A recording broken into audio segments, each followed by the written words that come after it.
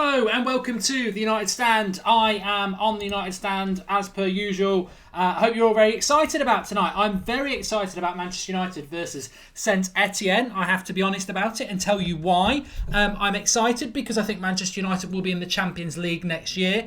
And I am excited because you have a European night at Old Trafford, which is always exciting to watch. I'm excited to see how we as a team can do. I'm excited because it's Manchester United playing and this is a European competition and it's a competition I actually, I want to see us winning it. So, yeah, very, very excited about it. Really looking forward to it. Team news is imminently going to come in for you. Get commenting, give us your thoughts, etc., etc. Are we live? I'm told we're live. I don't know.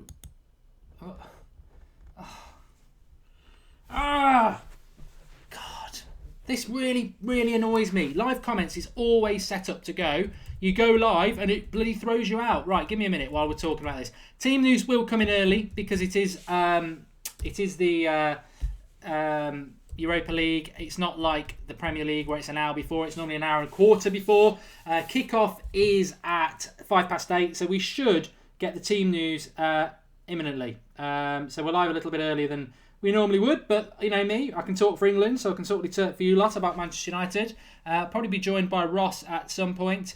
I'm not looking at you at the moment because my live comments has decided to mess about, and it does my head in when this happens. So please drop a like on the video while I'm messing around. Share it on Twitter and Facebook if you're on it, and I'll be with you in a moment.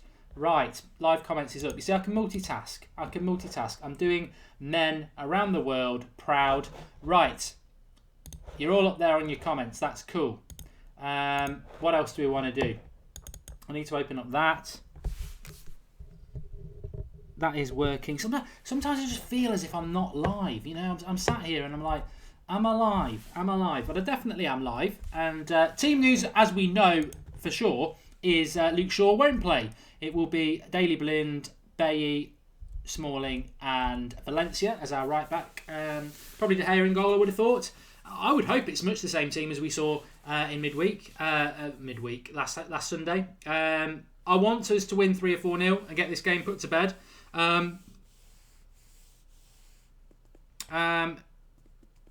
United are the best, says Moran Gaming. What's your predicted lineup? We may as well do that. I do think it'll be the same team as last time. I've got a funny feeling Fellaini might be involved. I don't know why. We're going to find out in a minute, but I do have a funny feeling he might play.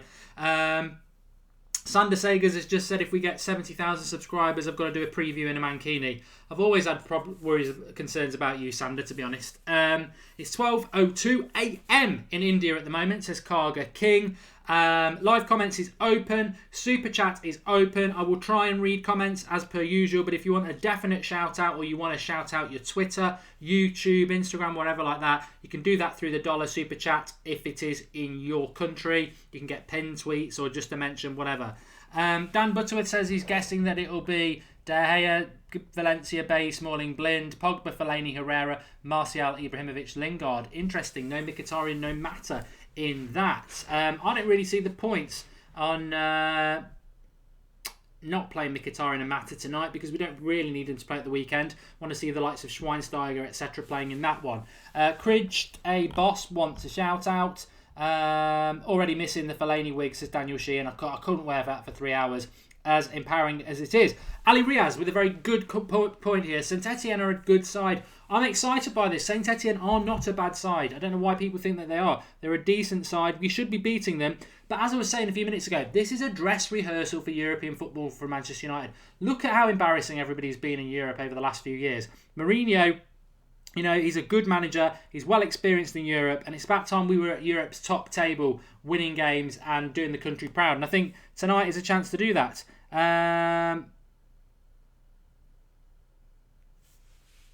I'm just going to send somebody a message here.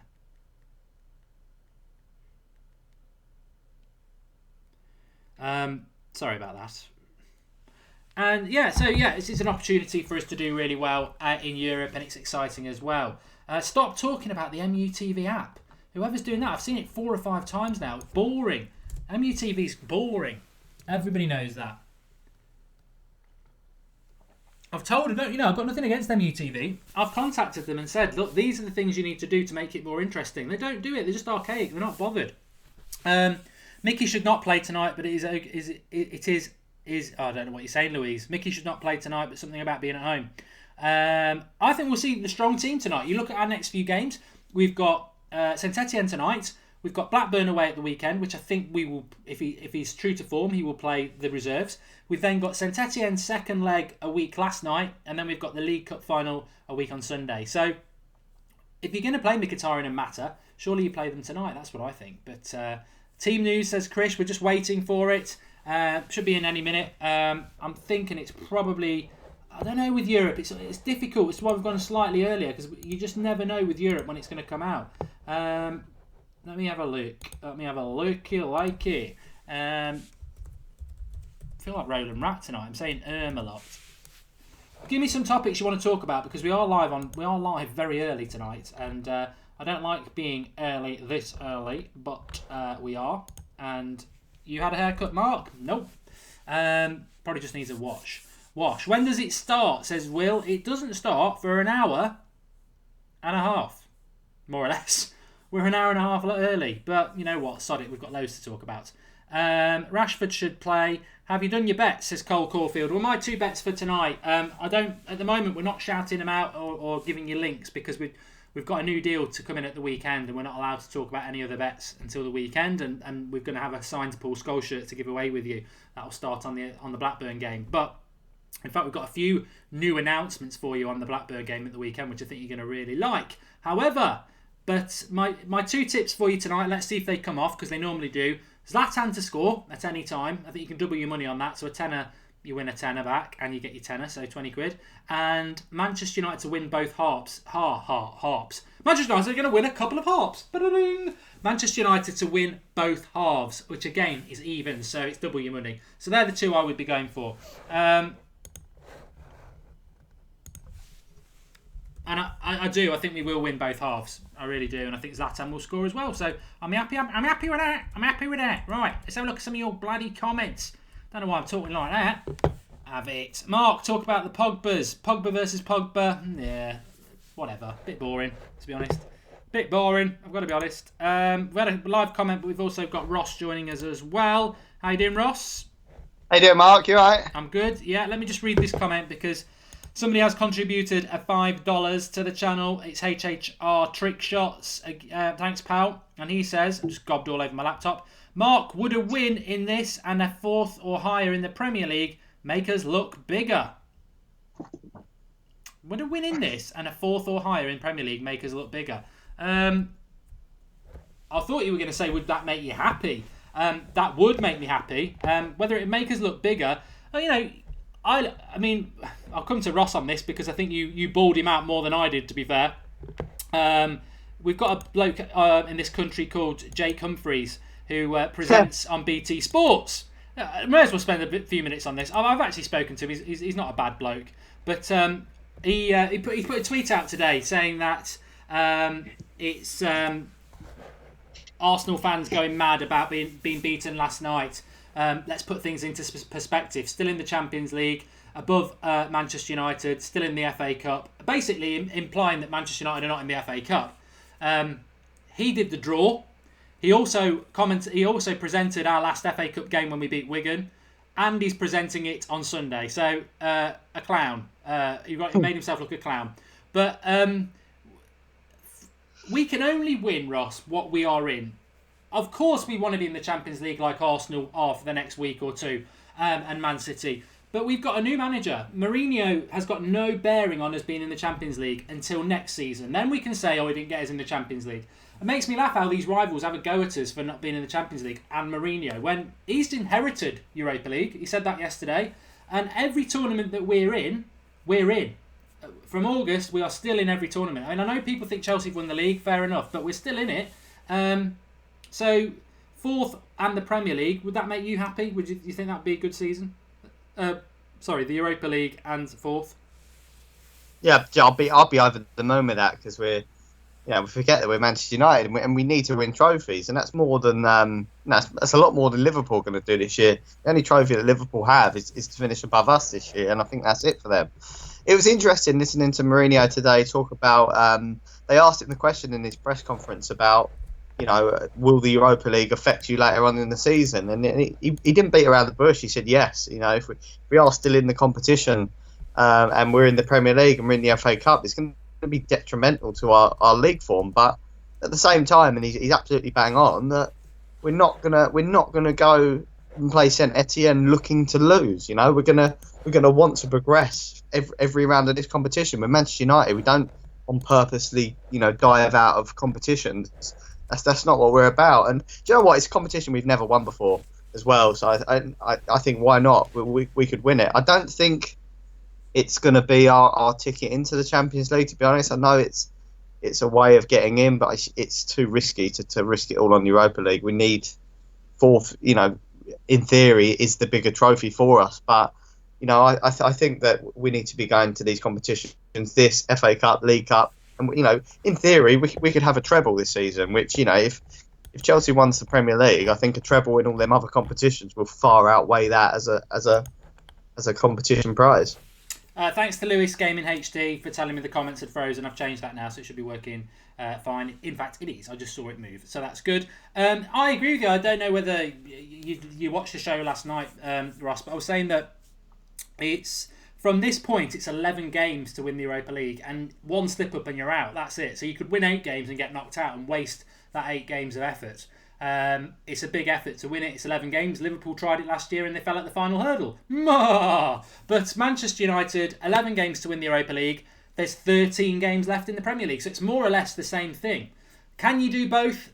He's going to have to be a magician of the squad. You can't do it with the same 11, that's for sure. You cannot do it. So he's going to have to mix the squad up. And what I don't agree, as soon as the team news comes in, we'll jump to that. But what I have an issue with, and I was sort of talking about it last night, I think, or maybe it was on the way to work this morning. People say, we've got a big enough squad, we'll just have a Europa League squad and we'll have a Premier League squad. I don't think it works like that. I don't think you can go Sunday you're playing Bournemouth and on Thursday you're playing another 11 in the Europa League, then Saturday you're playing, Sunday again you're playing a Premier League team, then you're playing that. I don't think you could do that. I just think players, they need to be used to playing with each other. There needs to be some continuity, and I think if he's going to do this, we will get tired because he's going to have to use some first team players Thursday, Sunday. Yeah, I agree. And I think Mourinho in the same press conference said that he's not going to be doing that. For one, they asked him, "Your squad's massive. Why don't you just have 2 teams?" And he said it literally doesn't work like that. To win a game, you need to have some aspects of your team that know each other and play week in, week out. You can't have 11 players, playing once every fortnight. It just doesn't work. So I think that's why we've seen. He kind of justified the fact that why we haven't seen the youth a little bit this season is because it just feels like there's a key core to the team and he doesn't really want to change it. Saying that, I think we will see a similar team to what we played in the last FA Cup game against Blackburn, to be honest. I think given the fact that, I think a lot of key players will be playing today, they'll be a lot rested for Sunday. But, that's only because we're in the very, very early stages of an FA Cup competition. We haven't really played anyone of any significance yet. I think once the FA Cup gets rolling, we get into the later stages, we'll see Zlatan, Pogba, probably Bailly, De Gea. They will start every game, regardless if it's 3-4, even if 4 times a week, they will still play. Davo K says quite rightly that the best teams left in the tournament are United. This is on paper. United, Roma, Villarreal and Spurs. Villarreal and Roma play each other tonight in this round, so one of them goes. Will Spurs be able to do what we are saying can't be done, which is Premier League and the Europa League? And remembering they've got a much weaker squad than we have, I don't think Spurs will be in this tournament long. So it is there to be won. I just think we've got to box smart, and I do agree with you about the FA Cup. I think if we can get as far as possible in the FA Cup using what is effectively our reserves, and then quarterfinals you get City or semi-finals you get City, and then you play your first team. At least you've rested a lot of first team players to get there. And I'll be amazed if we play any of the big players on Sunday because I really don't think there's any reason to do that. No, exactly. There is no reason to rest it, and back to what you're saying on Spurs, I totally agree with that. I think their squad is so fragile. They've got fantastic players in their starting 11, but their bench isn't that strong. One or two injuries, playing twice a week. They already bottle big games, as far as I'm concerned, to be honest, anyway. Harry Kane just disappears. And so does Dele Alli. I think he's turned up for one, which was Chelsea. The rest, he just seems to lose himself. So, yeah, to be honest, I think out of all of them teams, you look at the Romas and that, I think Spurs, I wouldn't put them as our fiercest rivals, to be honest. I think that we should have enough over two legs to comfortably deal with a team like Tottenham. But other teams that maybe bring a slightly different tactical edge will be more of a competition for us in this tournament.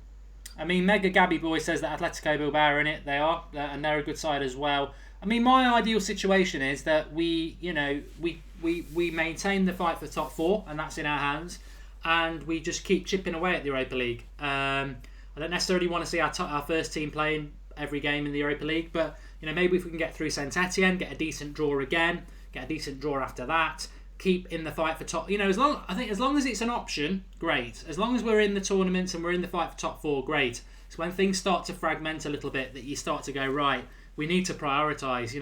Imagining, I think a couple of weeks after the League Cup, we've got Southampton away. We lose that game in the league, and suddenly I think you've got to go, we can't be doing this. While everything's going well, it's good, but for the moment, Sushan Bali says we can't bottle it. It's embarrassing, but others can.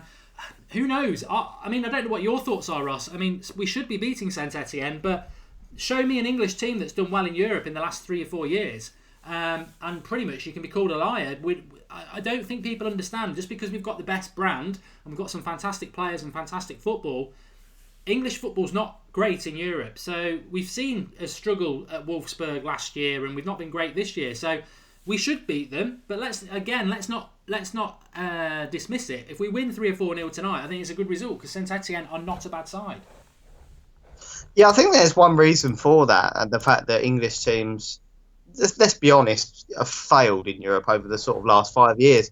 And I think that's down to just the sheer competition in our league. So I don't think any other team, I don't think Bayern Munich, after embarrassing Arsenal, have to go and play the sort of fixtures at Arsenal. I know Arsenal have got Sutton on the weekend, but still, that's a horrendous game to play after away at Bayern Munich. And there's like that across all tiers of English football. Manchester United could go to Burnley away and have a game that, in theory, is more difficult than a Roma or a Bayer Leverkusen. So I don't think there's the competition across the tournaments that we have, which is why our teams just genuinely look knackered for European games, where teams like Bayern Munich, they were probably building up to that Arsenal game for months, playing wishy-washy fixtures, and that was their cup final, and it would be the same when they play them in the second leg. I think George Kyle makes a cracking point here, and it's sort of developing what you said there, Ross. He says, Mark, Spurs will probably do the scummy thing like Liverpool and drop out on purpose to concentrate on the league. I would agree with that. I don't know what your thoughts are on that. I would agree with that because I think, Manchester United, we're a big club, and like Jose said yesterday, maybe we don't want to be in this tournament, but we are, and we play to win. And we are a big club, and we're in everything, and we're trying to win everything. I think Spurs are a smaller club than Manchester United, and by hook or by crook, they want to be in the Champions League next year, and they probably will look at it and go, we ain't got the squad to do both of these. We've got to focus on one. We're in the top 4 at the moment. That's the one to go for. Do you know what? If I was a Tottenham manager, it is a scummy thing, but I'd do exactly the same thing because I've got a lot of friends that are Tottenham fans, to be honest, and I think they're having probably the best season that Tottenham have ever had. Best team I've seen us play this year, I think. Yeah, I agree, and I think if they didn't get top 4 because they concentrated on the Europa League and then dropped out of the Europa League as well and didn't get top 4, the failure would be unbelievable from the squad and the team.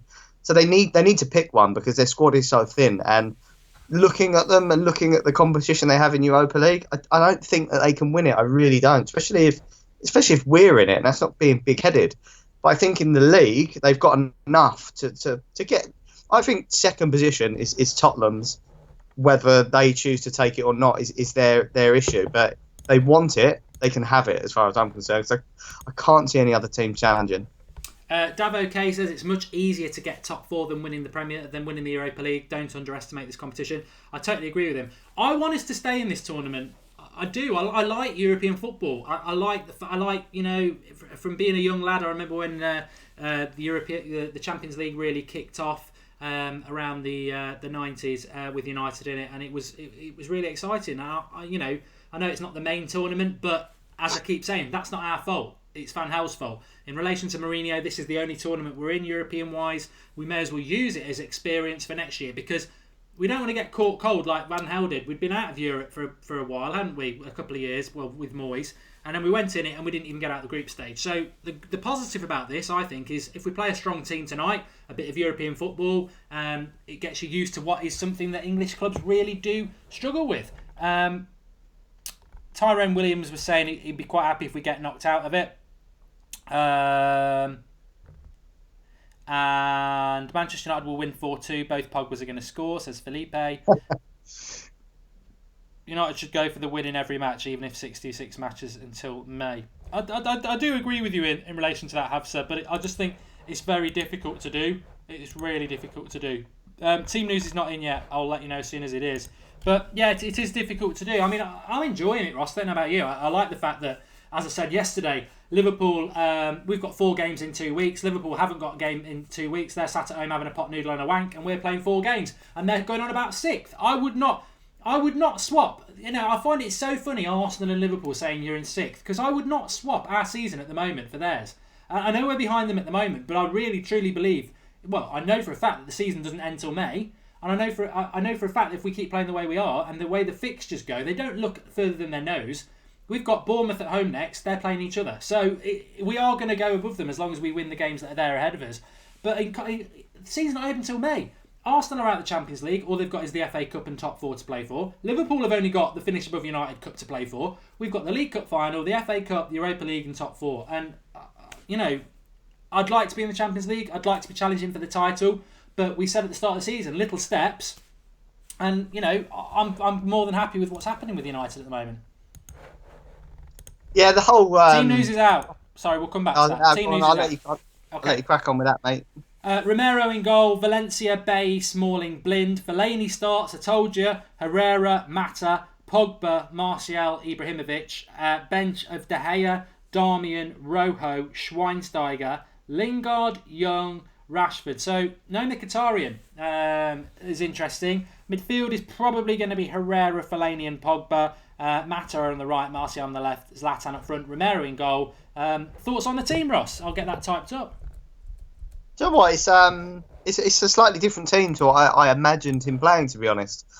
Slightly surprised, like yourself, that there's no Mkhitaryan, but saying that, it'd be good to see him rested, to be honest, because he's slightly injury prone. His form's been absolutely amazing recently, so I think we should just wrap him in cotton wool for this game and the Blackburn game, to be honest. Should just give him a rest, because he's almost a threatening player. But it's good to see Martial starting 2 games in a row for once. I mean, that's fantastic news, to be honest, and which means that hopefully, he's rested for Blackburn, so then he plays our next Premier League game. And yeah, overall chuff with it, to be honest. I'm pleased that we got sort of dodgy Sergio Romero in goal as well, because it's nice to give him a little bit of interest in sticking around. But yeah, I'm just pleased with that, to be honest.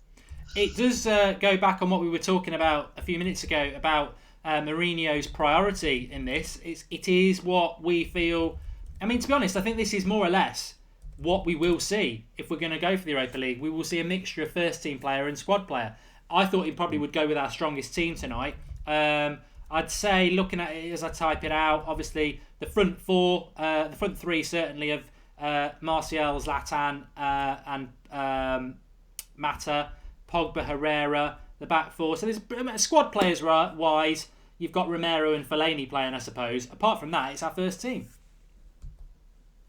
Yeah, I'd agree with that. It'd be interesting to see whether he lines up a 3 in midfield or he does do a sort of a 4-2-3-1 with a number 10, because looking at that, you'd say it's either Pogba or Fellaini at number 10. I just pray that he doesn't play Fellaini deep. And to be honest, against a team like Saint-Etienne and European teams in general, I think Fellaini at number 10 can be horrendous for a team like that, because they've probably never played with such a physical brute like that. The only issue Fellaini will have tonight is the referee, because you guarantee with Fellaini with his elbows and hands up, the referee's going to give fouls against him all of the time. So he needs to be careful with that. But the name that I'm actually most pleased to see on there tonight is Martial, and I've just said it, but after all the stick he's got, he was fantastic last time he played, and you know what, he's a French man himself, and he's got the ability tonight to completely steal the show from Pogba.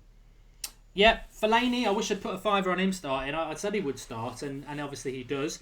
I wore his wig the other day. It was very empowering. I don't necessarily want him in the team, and I see that Ashley Young's managed to sleep his way onto the sub bench again. But I tell you what I am a little bit disappointed about, but I would hope that I'm not going to get too disappointed, because I would hope we'll see them at the weekend. Fosu Mensah, Luke Shaw, even Twansibi, but I would expect. I suppose we hold that back till Sunday before we have a moan. If they're not involved at the week against Blackburn, I'll start moaning about that, because these are players, especially Shaw and Fosu Mensah, who played very well against Wigan, like Schweinsteiger, who's on the bench tonight, and they've not had a kick of a ball for 2 weeks, and they need. You can't do that. You can't pick players, let them play well, and not pick them. So we'll have to see what happens at the weekend about that. But yeah, I think he will put Herrera holding the midfield, and I think he'll play Fellaini as a box-to-box with Pogba. This team should be more than enough to win. I'm not as bad as I used to be about Fellaini, I will admit that, but I will be constant and say that I'd love him to be sold. I don't rate him as a Manchester United player. And my one concern is that he just slows us down. The movement of the ball is slow. So, but hopefully, we've just got to get the ball to Martial quick. Because if you get it to him slow, and Saint-Etienne get 2 or 3 players on him, like the Liverpool game, he's ineffective. We've got to move the ball fast. And Herrera and Pogba, that's over 70% of the midfield 3, so they should be able to do that. But Fellaini does concern me, because he's not very quick at moving the ball. But you know what? He's part of the squad. He's an important part of Mourinho's plans. He's going to get game time, isn't he? Yeah, I've just seen a great comment from Alex on the Manchester United Twitter feed saying that that bench makes him ill, which is probably alluding to the fact that Ashley Young and Jesse Lingard are on the bench. But it's a bad bench, isn't it? What, Rojo's on there, Darmian's on there. I've seen better benches in an OAP zone. To be honest, it is not great apart from Rashford, is it? Really? Lingard, Rojo, Darmian, Rashford. It's coming up on the screen now, but if you don't know the team, it's going on the screen below. Schweinsteiger on the bench, yeah. Schweinsteiger and Rashford are the 2 positives. Darmian, take the R away. He's more Damien. He's devilish. He's awful. But Daley Blind plays as well. I didn't think he played very well last week. Hopefully he can play well. I do like Daley Blind, but no Luke Shaw. Probably Mourinho will say because he can only play left back and Darmian can play a number of positions. I think that's a bit of a cop out, but there you go. But yeah, I'm happy. Tyrone Williams says Ashley Young is so lucky to still be at United. I would agree with you with that. Dan Deman, the game kicks off at 8:05, so about an hour away. So we've got lots to talk about. And obviously Rooney and Carrick not involved because they've been rested. Mkhitaryan's rested. I'm trying to see if there's anybody else who's not involved. From the team at the weekend, obviously De Gea and Mkhitaryan have come out, and Fellaini and Romero have come in. So, yeah. It's a strong team, and I think we should be positive. He could have gone far weaker than that, and I think it just shows an intent. I suppose in a way, Ross, we're a bit lucky with the fixtures, aren't we? Because I think if Sunday was Bournemouth at home, I think we might see a different team because we've got to win the league games. But because it's Blackburn and it's actually a late kick-off as well, so we are actually getting 3 days instead of 2.5. It's a late kick-off against Blackburn. It's the FA Cup as well. So it sort of makes sense, even just for keeping everybody fit and sharp, to play the first team. Yeah, I agree with your comments about sort of our team line-up against Blackburn. And I think, the same as you, if he doesn't play Fosu Mensah Shaw now, I'll be very surprised if he didn't, to be honest. Because you need to keep everyone interested, to be honest. And they need to be playing some games. But I haven't seen Saint-Etienne's team yet, but I am guessing that Pogba's brother's playing, which is it's going to be great to see. I think that's the spectacle of this game, to be honest. So I'll be looking forward to seeing that. But going back to what we're saying about Europa League as a tournament, I just don't think that. You know what? It's hard. Are these players even though we're playing first team players, are they going to be as revved up for this as they are going to be against, a Liverpool league game? No chance. So that's why I'd rather see, if it was me, I'd play Luke Shaw, I'd play Fosu Mensah, because they'll play it like a League Cup final. Where I think that Daley Blind, I'm a massive Daley Blind fan, but I don't think he's played a good game of football for Manchester United, or a great game of football for Manchester United for quite a while. His form's been quite shocking for me, to be honest. So I'd love to have seen Luke Shaw in there tonight, but you just got to hope they're playing against Blackburn. It's a good point you make there, because I don't know whether everyone can remember, but we got knocked out in the group stage under Sir Alex. It wasn't the year he retired, was it? Because that was when we got knocked out by... I think we were unjustly knocked out by somebody, and he went mad about it because he knew it was his last chance. I think it might have been... I can't remember who it was. Was that the year... Real Madrid. Was it Real Madrid? Real Madrid. Yeah. Yeah, then he got Nani sent off, didn't he? The ref. Yeah. So it wasn't that year. It probably must have been the year before. Anyway, we got knocked out in the group stage and we went into the Europa League, and everyone was like, we've never won the Europa League, we'll have a go at it. And I think we got absolutely torn apart by Atletico Bilbao. In fact, I think Herrera was probably playing for them. But Herrera was fantastic that game against us. But the trouble was, United just weren't... Their head wasn't in it. They were like, we don't really want to be in this tournament. It's a hindrance. And that could be a problem. It'd be very interesting to watch, because I don't think we've been fantastic in Europe this year so far in the Europa League. It's almost like going through the motions. And it'd be interesting to see, because if this is a home game in the Premier League, we're going to try. We might draw, but we're going to try.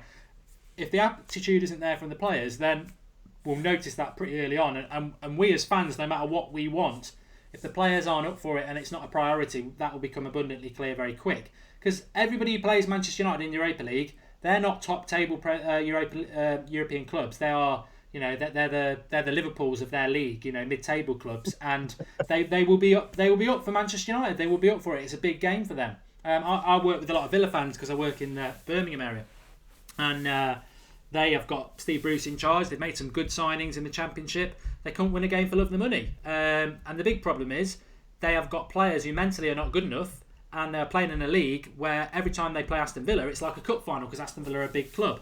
That's what Manchester United have got in this tournament as well, Ross. Everyone who plays us will go up a level. And if we are not up for it because we're not up for it because it's not really a priority, that could be our biggest Achilles heel in this tournament. Yeah, the only positive we've got for tonight's game is the fact that it is Pogba versus Pogba. So I can guarantee you, I think Pogba...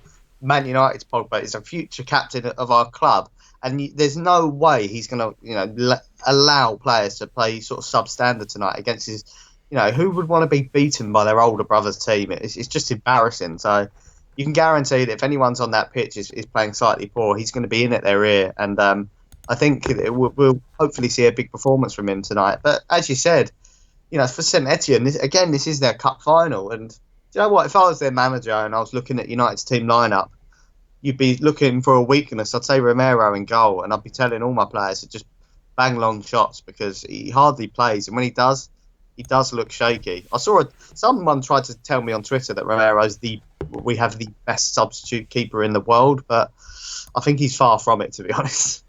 No, I've got to be honest. I'm not a massive Romero fan, and never have been. I don't rate him that much at all. But I'm just messing. Oh God, I don't want to mess around with that one. Yeah, I don't rate him. I think he's done all right at United, but I don't really rate him that much.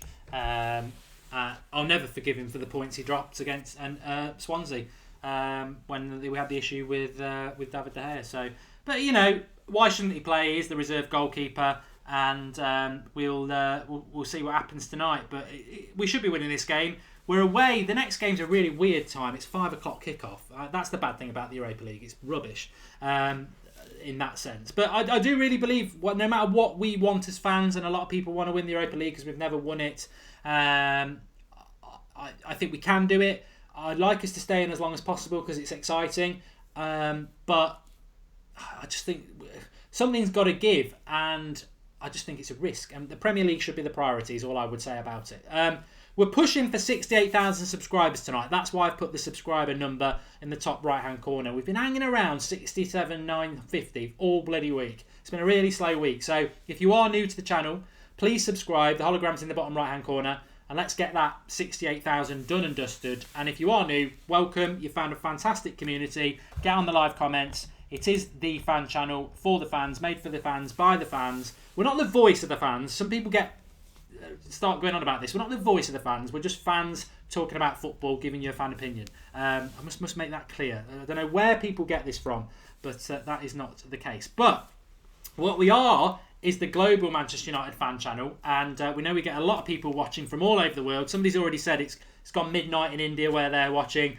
My geography's rubbish, so God knows what time it is in Australia or America or Mexico or wherever you're watching. But we always do this just so everybody can see where people are watching from. I can't read them all out because there'll be loads, but get in the live comments. Tell us where you're watching from and what time it is if you want, but tell us where you're watching from and we'll have a read of that. But Kieran to no pal, leave a like, says AJ Nell. Yeah, we try to get 1,000 likes as well, so if you can like as well, that's fantastic.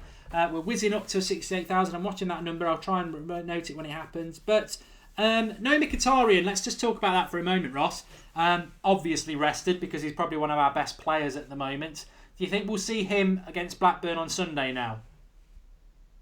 Yeah, I kind of do. You know what? I think Blackburn, even though they're a championship team and they're probably just as poor as Wigan, the fact that it's away from home, I think Mourinho will take it a little bit more seriously than he took the Wigan game because it can be tough at Ewood Park. So I think Mkhitaryan will play. I think he's been our best player this season when he's played. So I think resting him tonight's a good call. Like I said, he is quite injury prone, so I think we've got to wrap him in cotton wool and maybe select him for the games that we really need him. I don't really want to see Mkhitaryan playing on a Thursday night. It's not needed with the squad that we have, to be honest. And do you know what? If Martial had been playing every game of every week, I'd say the same thing about him. The only reason I'm pleased to see him tonight is his lack of game time. It's just good to see him start 2 consecutively. But failing that, I would rather see Rashford play tonight. And do you know what? One thing I really do want to see is I haven't got a problem with Zlatan starting tonight. I think it's great. He wants loads of goals. He wants Europa League goals. But he has to start Rashford on Sunday and give Zlatan a rest because I don't want to see Zlatan tonight, Zlatan Sunday, and then Zlatan again on. I think it's Wednesday we play again. So yeah, I just want to see something a bit different. Yeah, injury is something that just somebody said in the live comments there, which is very good, which we've not touched on at all. So thanks for that, whoever it was. It just whizzed by my screen when I was reading all sorts about where you're all watching from. It's 2 o'clock in America. There's people from Toronto. I tell you what, we've been talking about this on the United Stand. We like to travel. So if anybody ever wants to pay for us to fly over to Toronto or America and do a little chat and put us up and take us out, we're all up for that. But maybe one day we will be that big enough to do that because I'd love to do that. But what was I going to say? Injury. I mean, you've got to be careful about that, haven't you? You've got to be careful about that. And if this is not one of the top, I don't want this to come across the wrong way because we are trying to win this tournament, and I don't think Mourinho's saying that at all. I just think what he's saying is it's not the priority. The Premier League, obviously, the priority. I'd say winning the League Cup's a priority now because we're in the final, and then the FA Cup and the Europa League are probably around the same at the moment. So the last thing you want to be doing is picking up injuries in either the Europa League or the FA Cup. That could happen. And it's the sort of game where if you played your total first team and Mkhitaryan does his ankle, which he nearly did the other week, you're like, oh, why did I play him? So I ain't got a problem with Mkhitaryan not playing. But I would be concerned about this team just in general if we did pick up injuries for people like Zlatan or Pogba or even Martial and definitely Mkhitaryan. I think them four. I think it's defensively we've shown. I don't want Bailly or Smalling to get injured, obviously, but Rojo and Jones have done a decent job. Fullbacks, I think, we're more or less covered. But those positions worry me a lot. Pogba, Zlatan, Martial and Mkhitaryan. I think they're key to our season. Yeah, I totally agree. We need, like I said, wrap them in cotton wool. Playing them on Thursday nights, I think it's just ridiculous. It's not needed. Like I say, if we had a Tottenham-sized squad, then you're obliged to play them. But the fact that we've got, I know Lingard got a lot of stick during the week for doing an advert which made him look like he was the best player in the world. But do you know what? Why not just throw him in for Europa League game? Because I'd rather have just rested Mata again.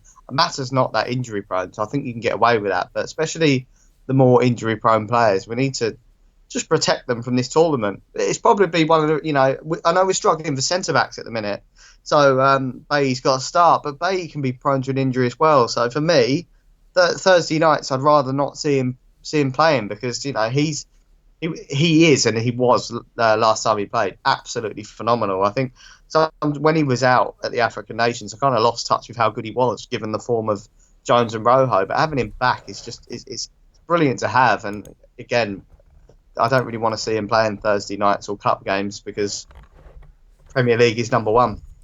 It definitely is. It definitely is. Just having a quick look here on Twitter just to see if anybody's commenting about anything of note, because it's always interesting to see what people are reacting to.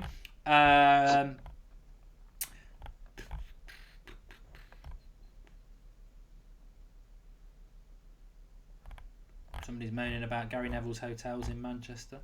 Go check out an absolute... okay, Manchester United. Ibrahimovic got a good goal record against Saint-Etienne, for those who want to know about that. Arsenal fans still clogging up Twitter. That'll be going on for a day or two. And a lot of people not happy with Fellaini, to be honest, looking at it. But, so I might surprise a few people. I'm not that fussed. I think it's a squad game and he's a squad player.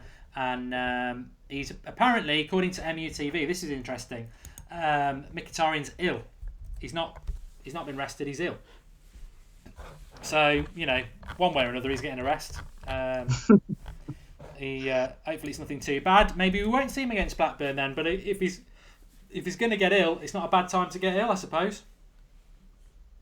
Yeah, ill. You don't know what sort of, what illness is to Manchester United, to be honest, because it with the squad that you have, if someone sort of comes here and was just, to be honest, had a headache, I'd probably say, do you know what? Let's just leave it. It's a home game to Saint-Etienne. What's the point? Why risk players like that? So, yeah, regardless, he's obviously not injured. I think if he'd done what sort of Jesus did during the week, we would have known about that. There might be a niggling issue or an illness, but regardless, it's just nice to see him rested because, again, I feel like he is our best player at the minute.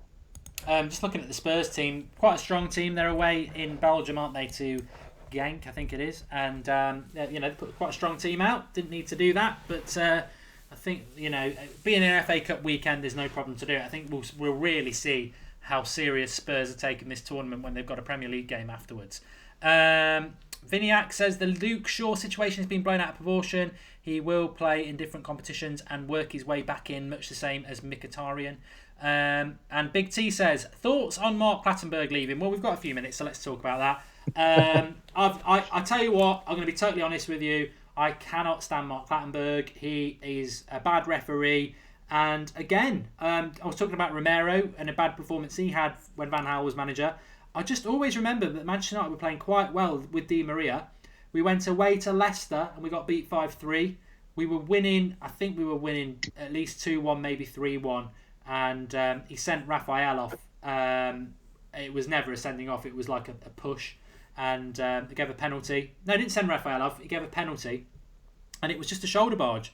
And the great thing about it was 2 seconds before that, Vardy did the same shoulder barge, worse, on Raphael and knocked him on the floor. Awful referee, and he's caused us problems lots. So he's off now to earn a bit of money in Saudi Arabia. As I said on Twitter, if he goes and cheats over there, they'll chop his hands off. Good riddance. He's a rubbish referee, and he can sod off. I don't know what you think, Ross.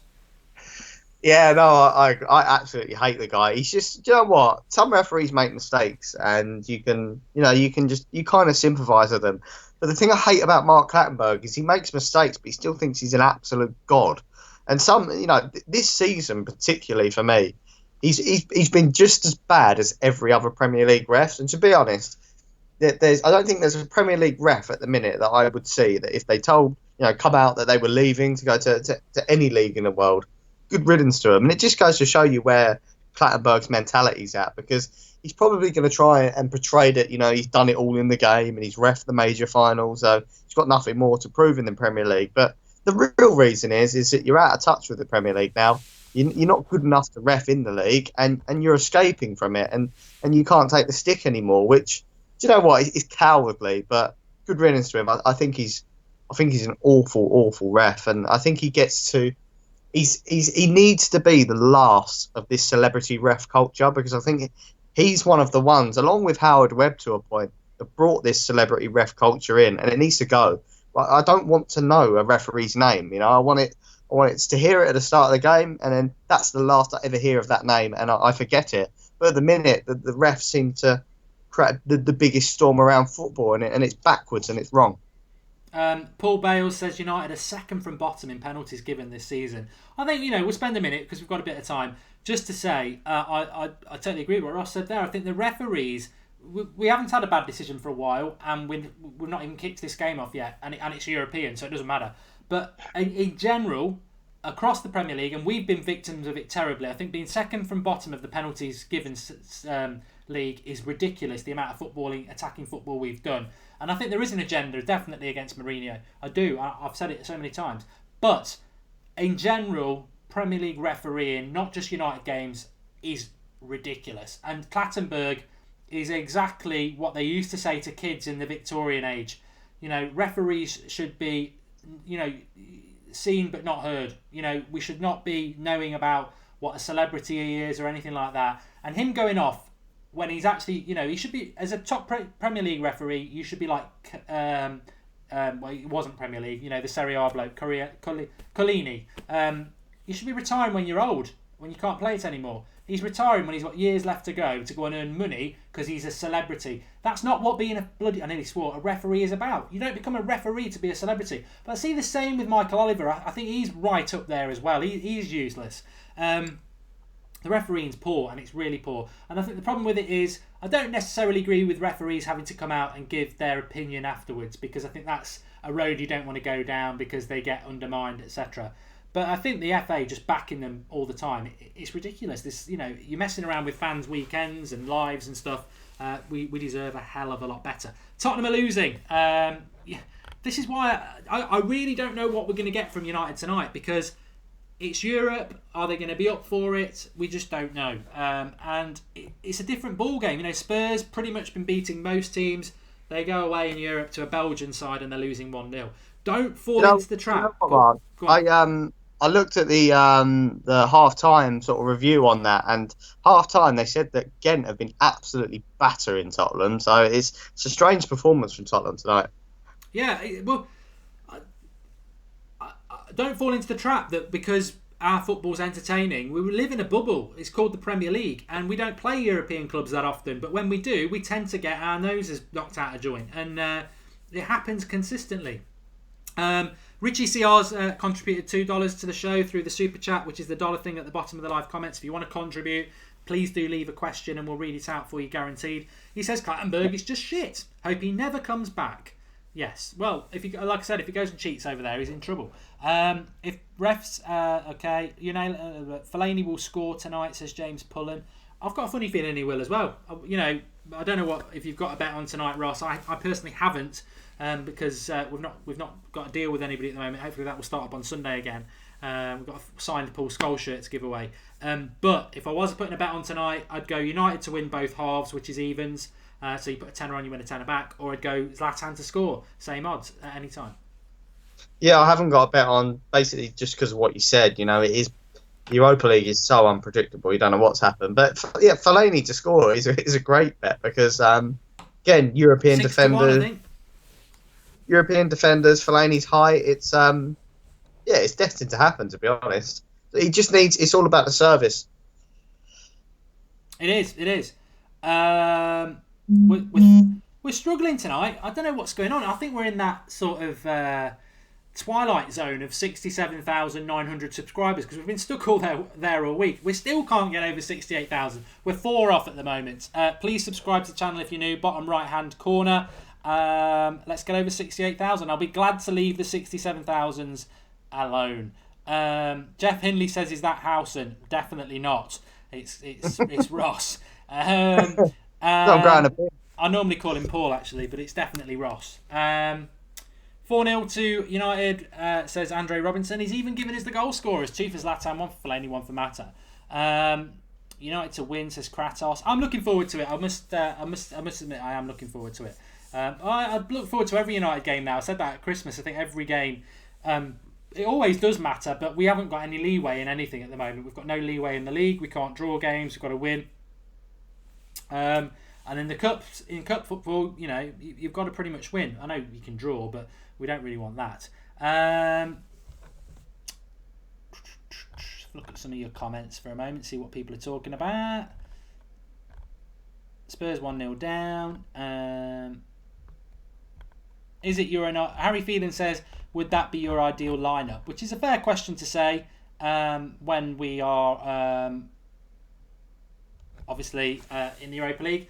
Well, Mkhitaryan's not playing anyway because he's injured. He's ill. So, would I have played anybody else? Yeah, you know what? I wouldn't have played Fellaini. I don't really see the point in playing Fellaini at home.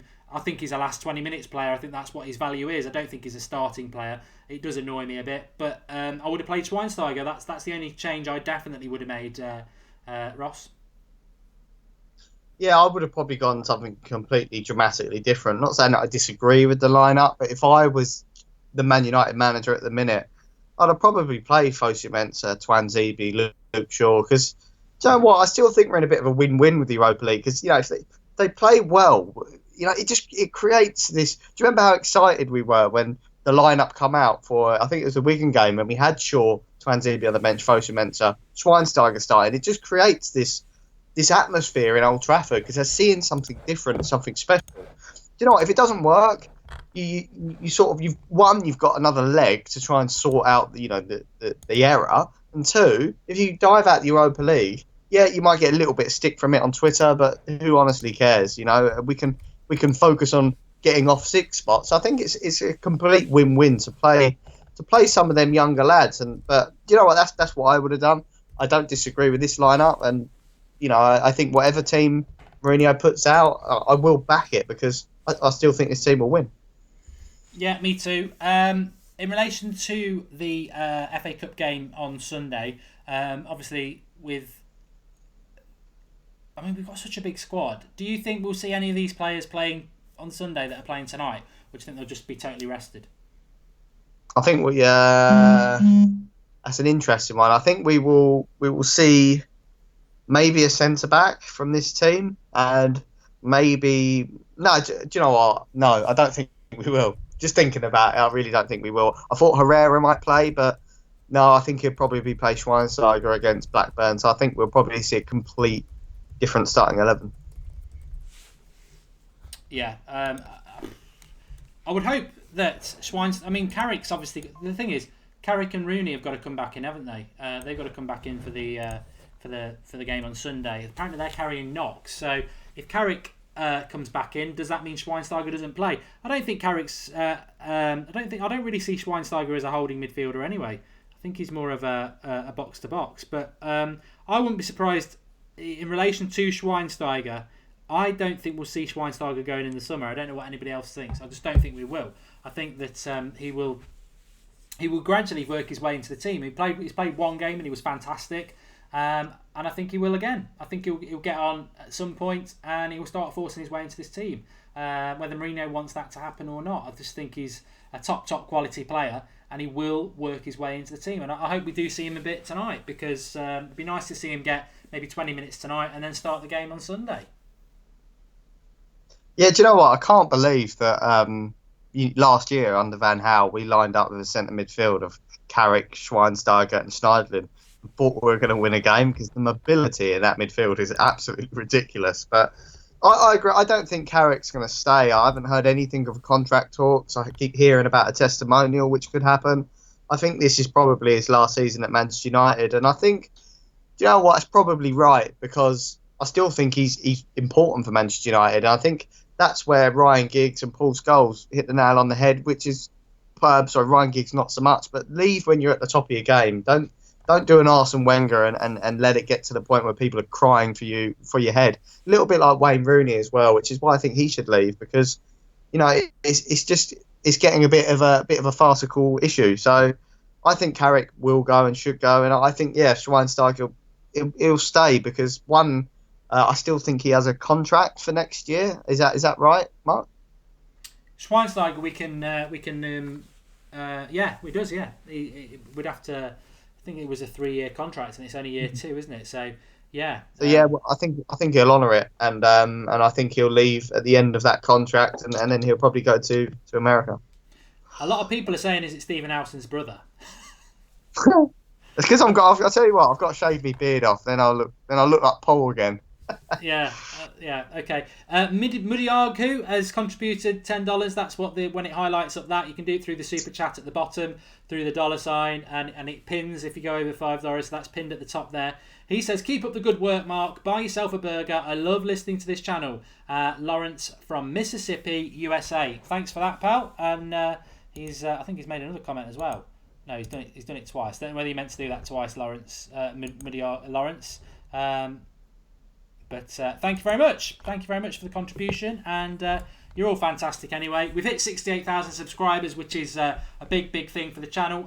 Thanks for that. Onwards and upwards. I've been speaking to the Draughty Devil today about, if you saw Skype, we've done Skype Goldbridge twice this week. It's always on 8:30 on a Monday. We did it last night because we had a free night. An hour we're live, you lot Skyping in. Fantastic shows this week. So do keep getting involved. We've had people sending in videos because they want to get involved. We've got people at Old Trafford tonight filming stuff for us that's going to go up on the channel, hopefully. So loads going on. It is the channel that's about the fans, and it's your opportunity to get involved as well, which is why we always have a live comments on the video on the thing as well. So do subscribe if you're new to us. I know we get new viewers on the watch along. Subscribe and like the video, please. We want to get to 1,000, and we will be taking more of your comments in a moment. But Beck Howell says he does look a bit like Howson, but I don't think Mark would let Howson on here. I don't. That is just unfair to say that, because the problem doesn't come from me. It hasn't come from me for a long time. Skype Goldbridge is open to anybody, and always say anybody's welcome. So I'm not like that at all, Beck. But there is a question I wanted to ask. We put this up on Twitter earlier, actually, and it was a bit of I wouldn't say it was a landslide, but it was a lot of people went for the choice. Zlatan and Rooney this summer. If you could get rid of one of it, well, if one of them's got to go, who would it be, and who would you keep? What was the Twitter vote first, Mark? Well, to be honest, a lot of people went for the obvious: get rid of Rooney. He's been a great servant to the club, but I don't want to see him on the bench. He's a club legend, and I think he should go off and have another challenge rather than, it's better to burn out than to fade away, and that's what they want. But then some people came back and said, to be honest, Zlatan's been good this year, but I think we'd be a lot better with a really, really top prime striker with a bit more pace. I'd get rid of Zlatan. So there were two sides to it. But to be fair, the majority were, I suppose it's the obvious one, Rooney, but I didn't agree with it, but I did sort of think, well, there is a valid point to that Zlatan argument. I mean, if you said to me, if we got rid of Zlatan in the summer and we got Aubameyang, that would make me stop and think, as much as I like Zlatan, because I do think we lack pace at times, and we've mixed it up nicely over the last couple of games, but we were predictable around the turn of the new year. Yeah, do you know what? I'll probably get absolutely battered for this, but I would get rid of Zlatan and keep Wayne Rooney. It's not because I love Wayne Rooney, it's because Wayne Rooney will play on the bench. Yeah, I do love Rooney, but Rooney will play on the bench, and Rooney's kind of resided to this role on the bench. If we kept Zlatan for another year, it'd be another year of Mourinho shoehorning him into the starting 11 for every game, regardless of who we sign in the summer, and I can't deal with it. I think Zlatan's been fantastic this year for us.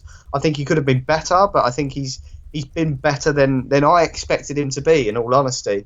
But I'm just starting to get a little bit tired of this forcing him into the team, not coming off, and I just think if we did sign Griezmann, and we were forcing Zlatan in the team, and after 60 minutes subbing Griezmann off for other players like Jesse Lingard, I'd literally be banging my head against the wall. So based on that, I'd love for United, and I've got a feeling that the Zlatan signing and extending his 1-year deal has gone slightly quiet. I do have a feeling that he may leave at the end of this year, because he's already said, he's already thought that he's already completed the Premier League. He's scored more goals than anyone thought he would have done, and if he can win a trophy at Manchester United, I think it'd be silly for him to stay past the year, because he'll only have a worse season than he's had this year. I don't think he'll get better next year. I think it does cause us a problem if. Oh, Ali's back. I better take his comment in a minute. But it does cause us a problem with Zlatan if he goes, because we're already saying we need Griezmann, and I don't think Griezmann's the right man to play as a number 9. I think he plays behind the number 9. So if Zlatan goes, you've got to go and buy another striker when we already know that we need a CDM and probably a centre-back as well. It means we're buying 3 or 4 or 5 players, which I think Zlatan's going to stay. But I do agree with what you've just said there, which is, even I, a big Zlatan fan, have said it a few times this year. It's predictable and it's boring that people are coming. That Zlatan always never gets subbed, and it's almost like Mourinho is undermining his position a little bit by. It's like a player's become bigger than Manchester United, which it never ever should. Ali's made some comments. Wake up, Mark. Let's win the game. Zlatan is temporary. Fun fact, Zlatan means golden in Bosnian language. And thanks for that, Ali. Let's have a look at some of your comments about it. I want Zlatan to stay because if we get Griezmann, says you and Golden. And he will not leave. He told in an interview that he will not give up until he wins the Premier League, says Connie N. And a lot of people giving love to Ali, the boss of the live comments on a watch-along. But yeah, I'd like him to.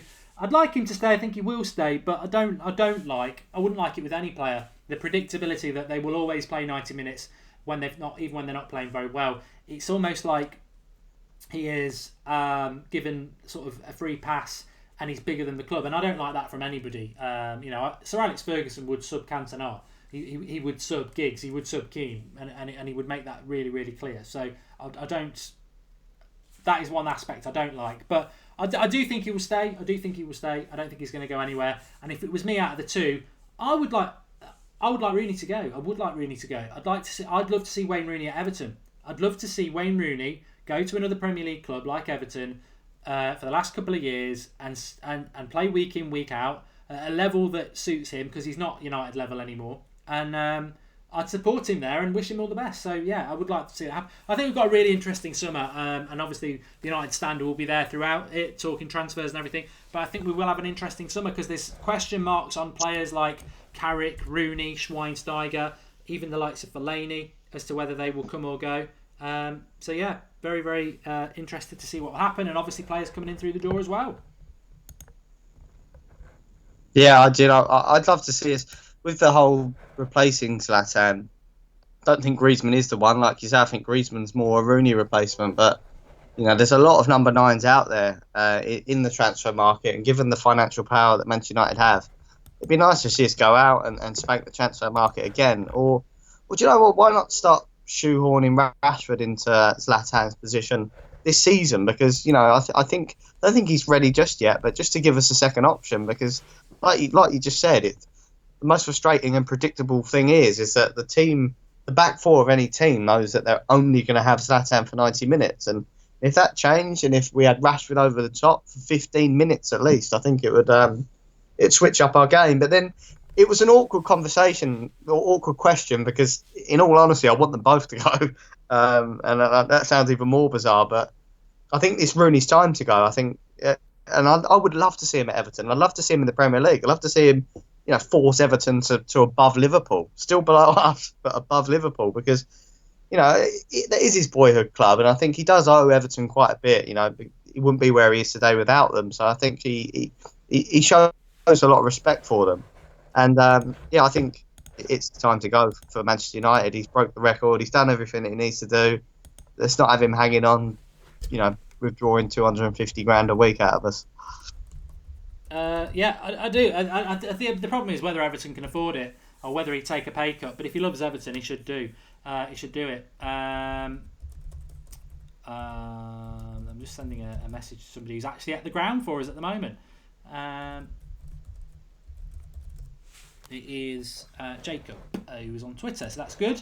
Ali has said that the reason he's contributed to the channel is because he did say that we would be top 4 by the middle of February, and we're not. And Thomas Montana says, Mark, I've sent an email on the United Stand website. Can you read it live, please? And love to get your view on both points. Email on the United Stand website. I don't have access to that email. That's Ross's brother Paul. He manages the website. So I'll tell you what. If you want to, what's the best way of getting it to me? If you send it to soccerboxtv@gmail, Thomas, I will have a look on my phone at that and I'll read it out for you. Q 2000 pending emails now. yeah, maybe. Ali is chucking a lot of money at this. I've tried to stop him in the past, so all I can say is that's the way it goes, doesn't it? It could all be a front, but Ali, Skype in if you want to, mate. Tell us what's behind all this generosity. But he says United better be in the Champions League. It's not the same without United in the Champions League. Cheers to Mark and Ross. And I do agree with that, though. I mean, let's just talk. I mean, have you got to go, Ross?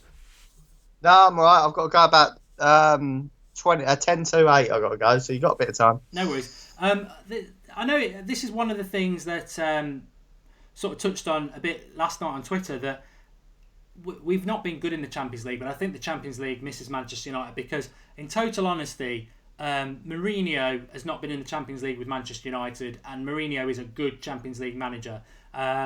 We are an embarrassment in Europe, to be honest. Man City are not going to do anything.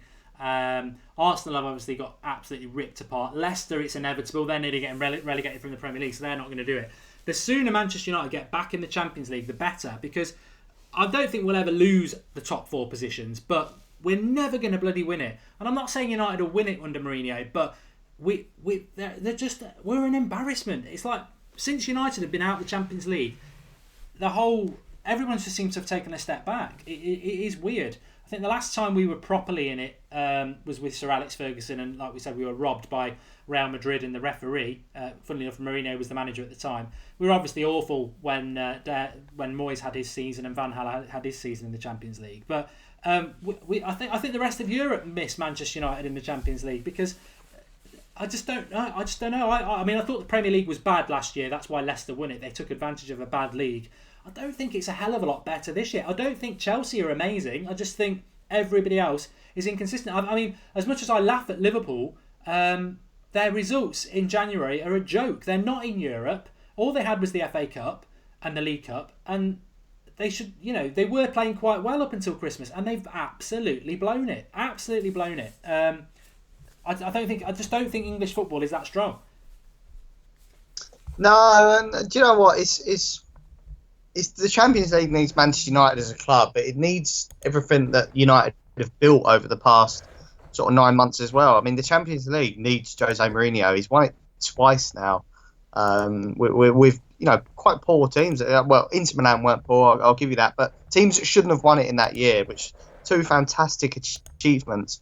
And it needs a lot of, the Champions League needs David De Gea, because Neuer gets all the praise because he'll make 2 or 3 saves in a Champions League game, and that's what people see sort of around the world, and then he gets all this praise. So that's why we need De Gea in it. We need Pogba in the Champions League.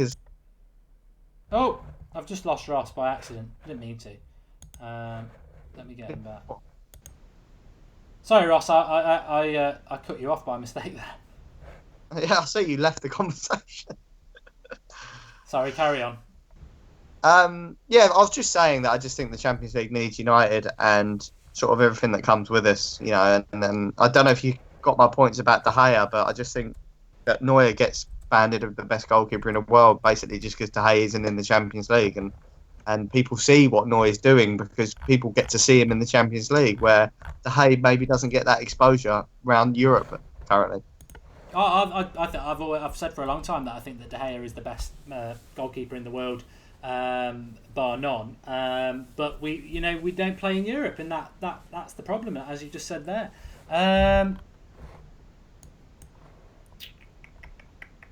Next season we'll see which teams are actually good with all top 6 teams in Europe, says Susham. And I agree, quality of the Premier League is poor, says C _. And Calvin Kamani says, first time I've seen United stand live on Facebook. Are we live on Facebook? I didn't know that. What's your score prediction, Ross? Oh, I'm going to go with one that never comes in, I always go with, which is 3-0.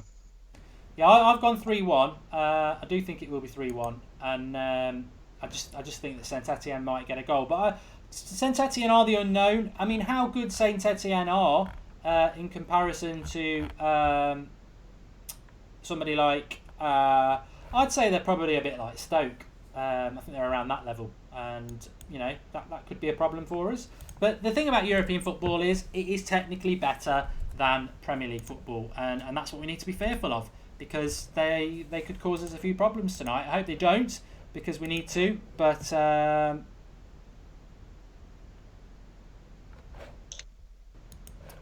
I'm sorry, I'm losing my track of thought here. Has anybody got anything they want us to talk about? My computer was getting a bit high on energy there for some reason. I don't know why. Is there anything you want to talk about before you go, Ross? Not really. No, just hoping for a good and entertaining game. And you know what, I'm not going to be able to keep my eyes off Pogba v Pogba. I think that's the big thing for me tonight. I'm quite interested to see that, because the way they're playing, I think we should see. It'd be interesting to see who sort of Pogba's brother. I think his name's like Florent or something. But it'd be interesting to see who he marks from a corner. If he sticks on Fellaini or he does mark his brother, I'll be interested to see who wins that first header. Yeah, Sushan Bale says that Saint-Etienne are probably like West Brom, who are like Stoke. That's what I said. And Get Ali on says, Chad, we did just try to get him. If he Skypes, we can get him on. Question, how many players do we need to sign to be competitive in the Champions League, says Alex O'Donnell. I think Griezmann, a centre-back and a centre defensive midfielder will do it. Wane Fosu Mensah, says Shavandra. We did touch on that, where we were sort of holding judgment in relation to Fosu Mensah, Shaw and Twansibi until Sunday, because if they get picked on Sunday, then that's okay. But if they're not, we're going to have a little bit of a moan. So we'll give it a little bit of time. Giant Red Devil says 3-1. Dan Miola says Saint-Etienne are nothing like many teams in the Premier League. Look, mate, the French league is quite competitive this year. It was a pub league. It's quite competitive this year. Saint-Etienne are 5th. They are a point behind Lyon, where Memphis is on the bench. So they're not too bad. I can't believe the tree gets a start, says Andrew Gaynor. Martial, Griezmann, Rashford, talk about that front three, says Ol 51. Do you think we'll get Griezmann, Ross, just before you go? Obviously came out this week and said that doesn't like the rain in Manchester, but for those who saw the full comment, he said he's not going to France or Germany, Real Madrid or Barcelona. So he's either going to stay at a club that no one thinks he's going to stay at, or he's going to come to England, because there's no way he's going to Italy. Yeah, I think it's as good as done. The only thing I'm waiting for that will absolutely seal it for us is for Guillaume Balaguer to say that he's not coming, because as soon as he says that someone's not going somewhere, 9 times out of 10 he ends up there about a week later. So, but I think the annoying thing is, which is why I'm going to personally go quiet on Griezmann on Twitter and everything, is that I think it's going to be the whole Pogba drawn out all summer nonsense, because it generates the publicity, and Adidas will be all over that. I can't remember if Griezmann is an Adidas player. I don't think he is. He might be Nike. Mark will maybe know that. But yeah, I just think it'll be a long, drawn-out transfer process, huge fees, very much like Pogba. He will and he won't. But then as soon as Guillaume Balaguer comes out and says that he's not coming, next week he'll be a United player. I think he's coming to United. I really do, and I want him. And a lot of people are saying they don't want him, but I really do. I like the start of last summer. Ross wasn't on the channel then, but we did an end of season thing. We spoke about transfers. We spoke about our dream signing, and Griezmann was mine. And also, Alex is the spitting image of Griezmann. So if we get Griezmann, I'm hiring him out as a lucky likey. So I've got him. He's doing French lessons as we speak. But there's opportunities there. We can have some right laughs. We've got, there's loads of potential with that. So yeah, I would like that to happen. Thanks for coming on, Ross. I know you can't do half time today. Yeah. But Right. hopefully you'll be back with us on Sunday. Yeah, I'll be back with you. Hopefully, I'll try and lose the beard then, so I won't look like a Stephen Howson lookalike, because you'll have a show full of looky-likey soon. Yeah. I don't think we'll be able to hire you out though. I don't think there's as much demand for Howson as there is Griezmann. But you never know. I could start a little harem, and a lot of people used to say I used to look like Stephen Hendry, and with my white shirt on today, people probably don't even know who Stephen Hendry is. I prefer to go down the Leonardo DiCaprio route, but maybe I'm a mix of the two. But cheers for coming on, pal, and I'll speak to you soon. Catch you later. Cheers everyone. Real Rongo Gaming channel has just contributed £2.50 to the channel. Get a comment in, mate, if there's anything you want to say, because we do appreciate people who contribute. There's lots going on with the United Stand at the moment. We've got all sorts of calls coming in, but sorry,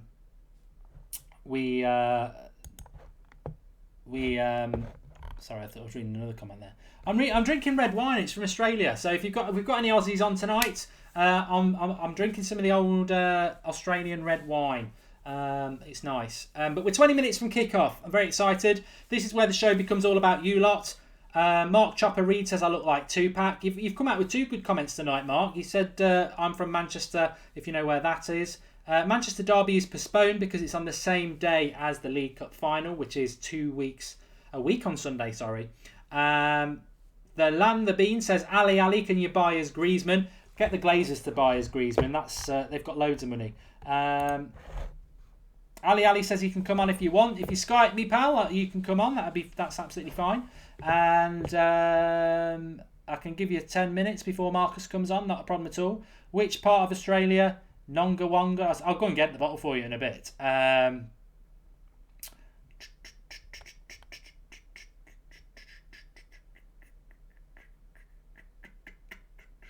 London's climate could be a factor in Griezmann's decision. How tall am I? 6 foot. In fact, you just reminded me. Sander's been badgering me for this. I've got my own channel, Mark Goldbridge. In fact, on a Thursday night, I normally do a bit of a chat thing. Obviously, we've got a match, so we can't do that tonight. But I am uploading tomorrow my keep up thing that I did last year, because people have said, why has that gone off? United Stand.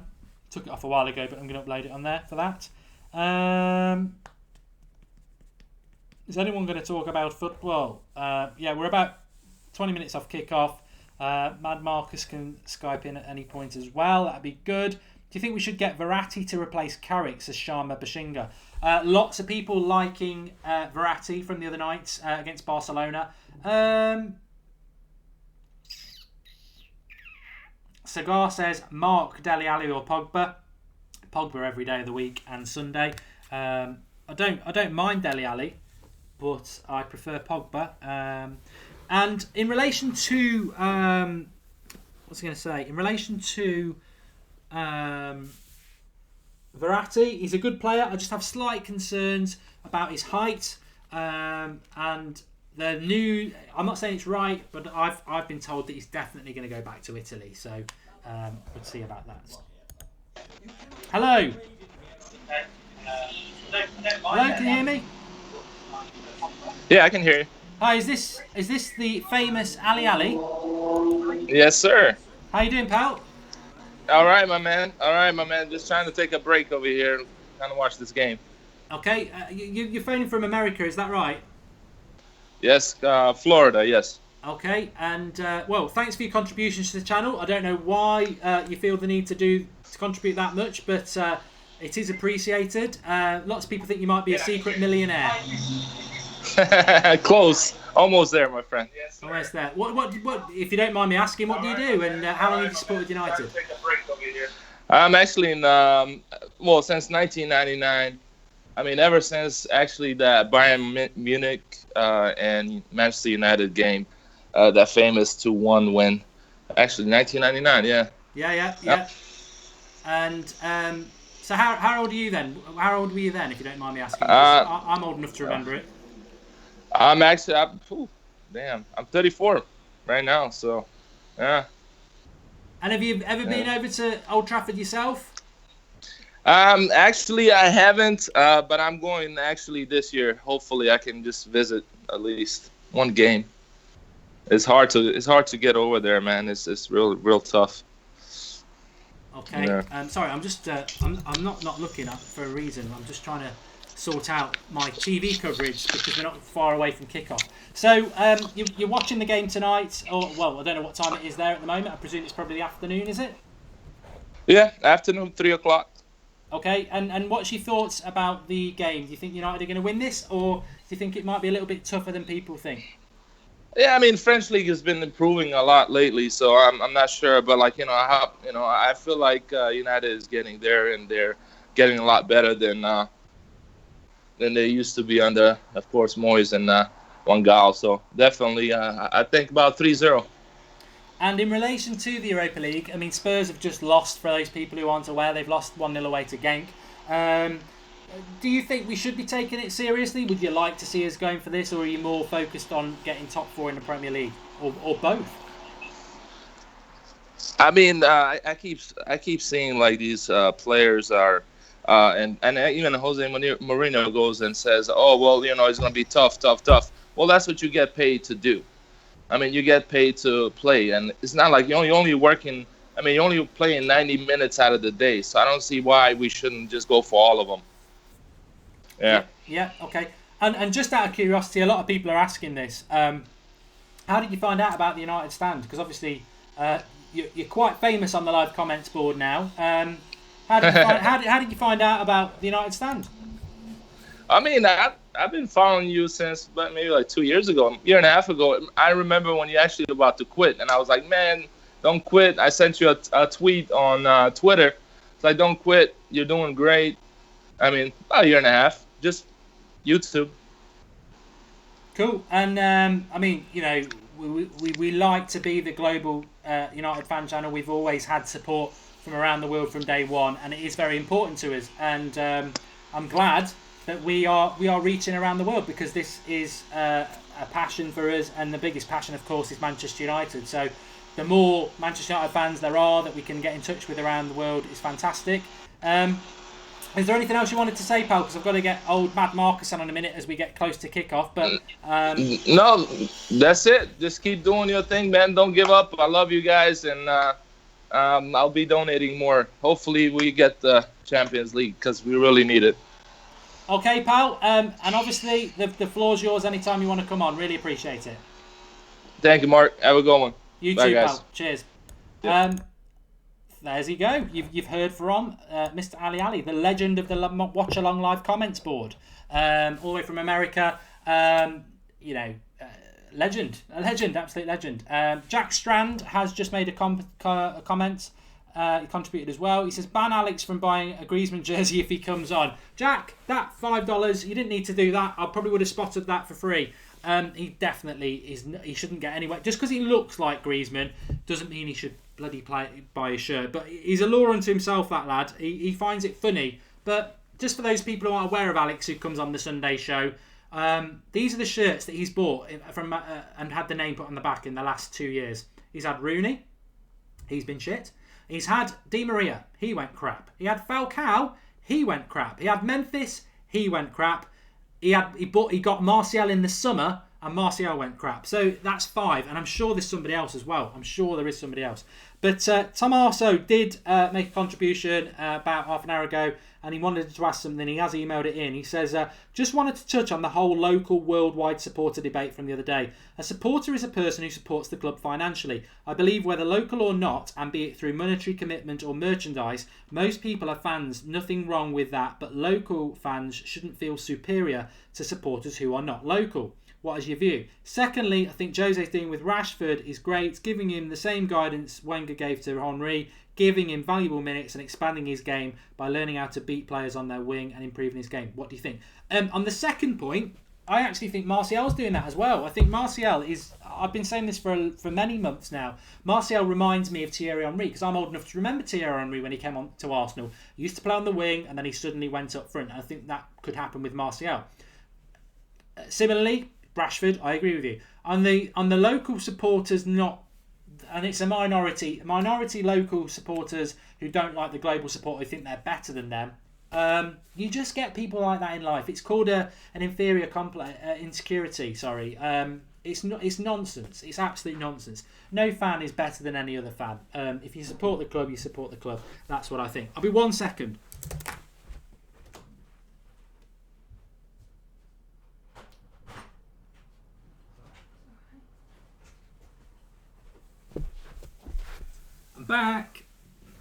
I'm back. Robbie's just ran in the room as well. I'll have to do a lot. Martial should not good with his head. Henry was okay, says Dan Butterworth. I'm praying Alex doesn't buy a Griezmann shirt, says Louise. We'll have to remind me on Sunday night, and we'll bury him about that one. We've got to get it down in writing, binding that he doesn't do that. MEFC Tactics says fan support is spiritual. MEFC Tactics, if I'm right, you're from New Zealand. You've been in commenting on this channel since day dot. I know. There is no difference. The thing I love about the United stand is the global support. We just had Ali on from America there. We've had people on from Pakistan, India, South Africa last night with Spee, Australia, New Zealand, Nigeria, Jamaica, France, Sweden, Norway. That is the joy of the United stand, and that is what the United stand is. And I'm all for it. I don't get that problem at all, so it shouldn't be a problem for anybody. If you have stumbled upon us tonight, I think you found a great community of fans. Please do subscribe. Bottom right hand corner is the hologram. We've got our counter there. We've gone past 68,000 tonight, which is great. The bigger we get, the bigger your voice gets, and we are massively about promoting the global support. You're just important as any fan, and that's why we do Skype Goldbridge on a Monday. That's why we get people Skyping in. And like I said, talking to Draughty Devil today about a great new concept that we've got for another show, which again is going to involve you calling in. It's going to be slightly different to Skype Goldbridge. So we've got loads of ideas like that. We're always thinking about new things, how we can make the channel work better on what is already a great thing as far as I'm concerned. Ali says 3-0. He's contributed another $20. You don't need to keep contributing, Ali. But I've said that to him before, and he doesn't listen. Marcus, you're on. All right, Mike. How you doing? I'm all right. I mean, in relation to you, I think you are a bit of a Cockney plastic fan. But apart from you, geez. I think apart from you, everybody else is probably a genuine fan. That's a nice greeting from you tonight. It's a lovely greeting because you're the one who calls me a Forest fan. So we give a little bit back. You know what? I'll tell you what, this is no word of a lie to everybody at home. The Forest fan thing comes from, I'm from Nottingham. And I used to do a blog on theunitedstand.com, and I don't need to start doing it again because it was always a bit jokey, but I actually wrote a blog saying that I was at the Hillsborough game because I'd been to the quarter-final. I begged my dad as a young kid to take me to the quarter-final of the FA Cup that year, and it was Forest against Manchester United, and I supported Manchester United, but my dad used to take me to watch Forest. He's a Chelsea fan. My dad separated, so he used to take me to watch Forest. And when we got Man United in the FA Cup final, I was like, please, I want to go to Old Trafford. It was my first time. So we went up and watched the game, and Forest won 1-0. I was absolutely gutted.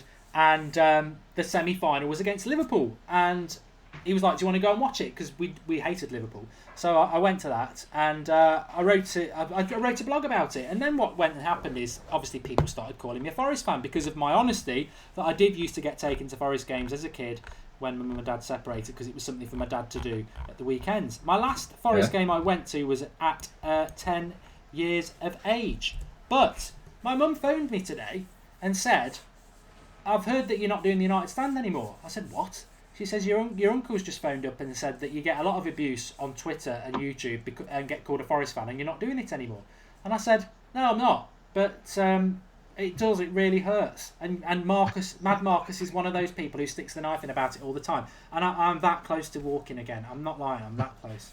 I'm only joking. We're just passing time. We're 5 minutes away from kick-off. Richie CR is... Sorry, I've just got to read Richie's comment because he's contributed a couple of dollars and he says... Alex has Lingard too, if I'm not wrong. He does have Lingard on his shirt, but he didn't willingly get that. He got given that by Adidas because he mocked Adidas in the summer in Lingard, and they burned him, and he had to turn his notifications off for 2 days because he got absolutely rinsed on Twitter.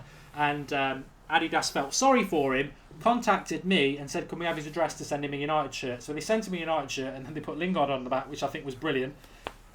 Then he said he was going to throw it in the bin because he doesn't like Lingard, but now he wears it. That's Alex for you, as shallow as a worm's grave. But how you doing, Marcus? All right, mate. He wears that shirt because he got slated for it on the comments. Yeah, because he was going to put it in the bin, wasn't he? He was, yeah. Well, he did actually put it in the bin, didn't he? On camera. I think. Austin Arsnell has just contributed 10 CA dollars. I don't know what that is. Thank you, Austin. Please do leave a comment though, because then we'll read it out for you. Peter's son loves the United Stand, and United Army Indonesia, says Iqbal. Brilliant. You know, this is what the United Stand's all about. It is the worldwide support, and that's the area we've always operated in. Obviously, there's another channel, and they do stuff around the ground, and that's great. And we could do that, but you know, we go in a different direction. Although we are trying to get, we're not trying. We have got some fan ground sort of footage that we're going to start using on the channel. So, but it's not going to be fan cams. Don't get me started on fan cams and Arsenal Fan TV. We'll be here all night, and we're about to start the kickoff. What's your thoughts about the game, Marcus? Are you excited about this? I certainly am. I think it's going to be a good game, mate. To be honest, Mkhitaryan not starting because he's ill, if that's true. I'm a bit worried though, the pace on the right hand side. I know we got Martial on the left, don't we? But I mean, where's the pace going to come from on the right? Yeah, it's a good point. But the one thing about Fellaini, and I know you love Fellaini, the one thing about Fellaini is he will slow the midfield down, as will Mata. So there is that concern. And we've, as I said about an hour ago now, because we've been live for so long, we've got to move the ball quicker. There's no point getting the ball to Martial slowly because they'll double up on him. We've got to move the ball quick today, and there are a few players there who are, you know, not that quick. Zlatan, Fellaini, Mata, as you've said. So we've got to move the ball fast. Otherwise, it could be a difficult game for Martial because he'll be our only pace outlet. Well, this is it. I mean, if they get to him early and stick 2-3 players on him like Liverpool did, I think that could prove a bit difficult. Then it looks like we'll have to play in front of them and try and work the ball through the middle. But the right-hand side, I'm a bit dubious about that because BT Sport, they've got Herrera playing at number 10. That's right. And don't worry, that's Jake Humphries. He hasn't got a bloody clue. He still thinks we've been knocked out in the FA Cup, even though he presented the draw. That's it, yeah. But they got Pogba at number 10. They got Fellaini and Herrera as the sitting, and Mata on the right. So I mean, we know Mata can do the job on the right-hand side, but he's going to be predictable against that back four coming in on his left side all the time. So the pace, I think, will have to come from Valencia by the overlap. And hopefully, Zlatan can put one in tonight. The timer will start as soon as the game kicks off. For those who are asking, I was just messing around with it there, so we have got a timer for you. What else did I want to say? I was just laughing there because I put a tweet out on Twitter when it goes live, and I say kick off, we're live, and I put the link to the YouTube watch along for people who want to get involved. My mates just messaged me and said, "Why is that Smalling the cunt captain? We're live." He wants me to tweet that out. So, one, I don't think Smalling is a CUNT, and I shouldn't have said that word. I actually like Smalling. I always have, but I know some people don't. So I'm sure that'd go down really well on a Twitter account that doesn't do that sort of thing and has a lot of followers. I won't be tweeting that, don't worry. But Smalling is the captain, for those who haven't realised. It's a 8:05 kick-off, a bit of an annoying one that is, but I'm looking forward to it. It's been a long old build-up tonight, but definitely looking forward to it. Andrew Southwick, he's contributed $5 and he says, "What should we spend the money on in the summer if Griezmann isn't coming in the summer? Maybe we'll begin to play Rashford up front." Well, he makes a good point, Marcus, because we have got Rashford and Martial. But I do think we do need to sign a sort of attacking midfield striker. I think we'll be getting Griezmann. Yeah, I think Griezmann is, well, to me, I never like to say it's a definite until they're actually like having their picture taken with the shirt and the manager. But look, everything's pointing towards him coming. But I seriously think we do need an out-and-out striker as a replacement for Zlatan. So I think by the time he finishes his United career, Martial's not going to be ready, and I don't think Rashford's going to be ready either. So we'll be in the same situation on having to rely on Griezmann to put the goals in. I think it's an interesting point actually, because we were talking about this a little bit with Ross, and it's I'd not really thought about it that much, but we are if we could well sign a striker in the summer. A lot of his, Griezmann's he can play as a striker. He's not really a striker for me, so we could well sign a striker. Kryptonite 23 has just contributed $1 to the channel. Well, if people don't understand what I'm saying when this is happening, basically on the super chat, they've changed it on YouTube for live comments. The $sign is the super chat thing where you can contribute to the channel like you can on Twitch Gaming. It's a new thing for YouTube, and that's why I constantly keep saying somebody's contributed to the channel, and I'll read out what they say, because obviously if someone's contributing to the channel, they deserve a shout out. So that's what that's about. So thanks to Kryptonite for that. Who's more of a legend, Rooney or Ali Ali? Lucas says. Well, for me, it's Ali Ali. That's easy. Without a doubt. Without a doubt. In the world of the United stand, anyway. But we're about to kick off, and as soon as it kicks off, I'll do the timer, and it is very much Zlatan on the ball. It looks quite misty. Is it misty for you, Marcus? It is a bit. It looks like, hello. Yeah, that's a lot of mist out there, isn't it, tonight? It is. Okay, so but we are off. That's the main thing, and let's. The one thing I'd said is let's keep an eye on how the players approach this game. Whether it's Actually, Mark, I think that's smoke from the Saint-Etienne end. All right. Okay. Yeah. This is what you get. European nights at Old Trafford. Lovely stuff. Yeah. So let's hopefully they don't sit back and park the bus. They actually come out and play a game and try for the away goal. Well, somebody said that they might park the bus a little bit, but just an early look at the formation. It is to my right. It's not the ideal setup, but a bit of a mistake by the back four there, and Zlatan's retained it. Fellaini's definitely playing further forward, which is good. Yep. Herrera's anchoring the midfield, and Pogba will probably be playing box to box, but Fellaini is playing further up, which is good. If Fellaini's going to play, I want him closer to their penalty box than ours. Sorry, so that's not a bad start. Yeah, I mean they're back four as well. They're not the tallest back four, in the Europa League. So hopefully they're in here down by the left. I don't know what's gone wrong there. Bit of a mistake, and a corner. Good defending by Bay. Yeah. Bit of a slow start from United there, but Martin Grant, did you know that the United stand was quoted on BT Football Programme? I probably got some of the programme wrong, as I saw it on the Football Terrace. Well, the Football Terrace should not be showing BT Sports for a start. Terry will get himself shut down. He's an idiot if he's showing content from other channels, and somebody told me earlier that he was showing interviews. He's an idiot. I've told him to stop doing that. But I did see that we were on BT Sports, and another mess up by Jake Humphries, because he said United Stand have messaged us. I haven't bloody messaged them at all. He took one of our tweets off Twitter. I haven't messaged him at all. But I actually, it came across as though you actually sent a tweet. Saint-Etienne are in again here. We're messing around. It's a bit of a dodgy start from United here, and this is my concern. This is my concern about this, because it's all well and good. It's all well and good saying, we want to win this cup, but if the players aren't at it and the attitude isn't right, then we won't win. Well, this is it. I think that we've come out slow out of the blocks straight away, so they best wake up and get their acts together. I mean, there's no. Oh, Jesus Christ! There's no. The back four should be fine. It's the same back four as the last game. The only change, obviously, is Romero for De Gea. Well, my concern with this, to the live comments and to you, Mark, as well.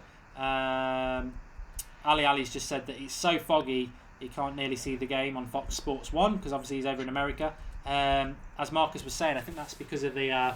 it's the flares. It's the flares that the French have brought over, but it gives a bit of atmosphere to Old Trafford. There's nothing like a European game under the lights at Old Trafford anyway. But, I remember United playing in this league, this tournament, when we've been knocked out from the Champions League in Sir Alex Ferguson's second to last season. And we were all talking about, we had Atletico Bilbao. It'd be nice to win this tournament because we've never won it, and over both legs we got absolutely battered. because the players just weren't up for it. It's not a priority. No. And that's the problem with what Mourinho said yesterday. Oh, we don't really want to be in this, but we'll give it a go. You know, that can measure itself through to the fans. That can. It can do, because if the manager doesn't see it as a priority or see the importance of it, then, you know, if he's not going to bother, then the fans think, well, why should we bother then? Yeah. So, you know, it's a bit of a silly thing to say, to try, you know, if you want to try and get the fans up for the game. So, yeah, a bit silly that was. I could have been at, well, there's a lot of United games I could have been at, but I really could have been at the game tonight. There's a couple of lads I work with who aren't even United fans. They had 5 tickets to go and watch it at, obviously, at Old Trafford. Oh, wow. I said no because I'm doing the Watchalong. This is the way it is. But you get a lot of tourists at Old Trafford. Just because you go to games doesn't mean you're a United fan, is the point. There's a lot of people who are tourists. And I know for a fact them 5 are not United fans. So where did they get the tickets from? A business that's just not wine and dine clients. So, you know, this is modern football for you. Don't ever feel bad if you don't go to games, because it doesn't mean absolutely anything. You should try and get yourself there. I do agree with that, because it's a fantastic experience. And but don't ever feel bad, because you know, a lot of you might live in places where it costs an arm and a leg. Just write to Ali. I nearly said he's the new Jim will fix it, but that would be really bad to say that, because if that went pear-shaped very, very quickly. But I think Ali should start a new programme called Ali will fix it, and do it the right way. And not go down that road that Jimmy Savile went. I'll tell you what, mate. United, they really got to get their act together here. The passing's been atrocious. I think it just comes down to Ali's just commented. He says, "Nice selection, not too bad. Sadly, Shaw is not playing. Let's go United." I think hopefully Ali, and to everybody out there, hopefully we'll see Shaw on Sunday. People were saying, "Why weren't you and Ross moaning about the team?" And I'll ask you about this, Marcus, as well. That wine's repeating on me. They said, why aren't you moaning about no Shaw, no Fuzu Mensah, no Schweinsteiger, no Twansibi? And we both sort of agreed that we'll postpone that moan until Sunday, because if they all play on Sunday from the start, then there's nothing to moan about.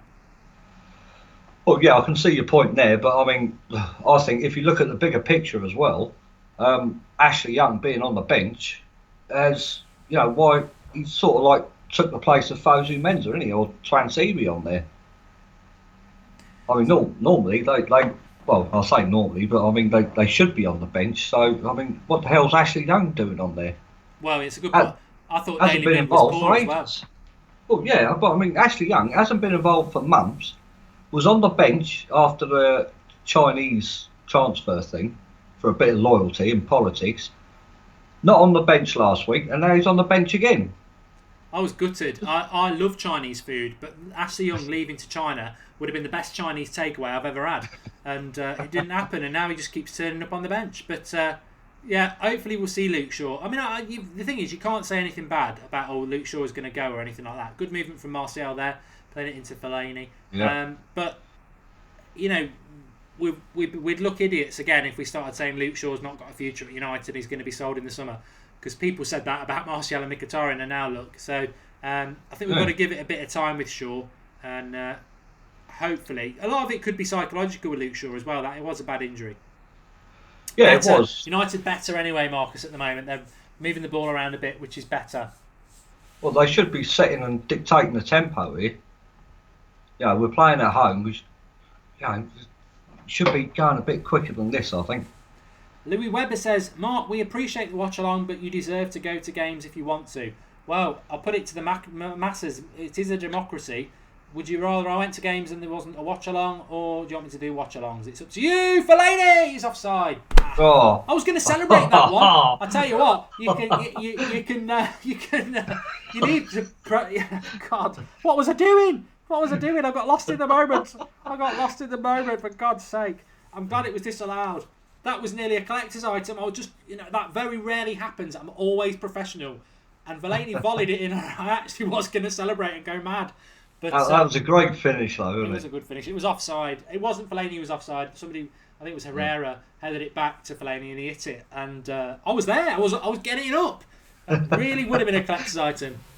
God, how times have changed. It's that wig. I tell you what, that wig has just made me feel so much warmer towards Fellaini. It's just it's an inspiring thing. I tell you what, if Fellaini scores, I'll go and get the wig. It's an agreement.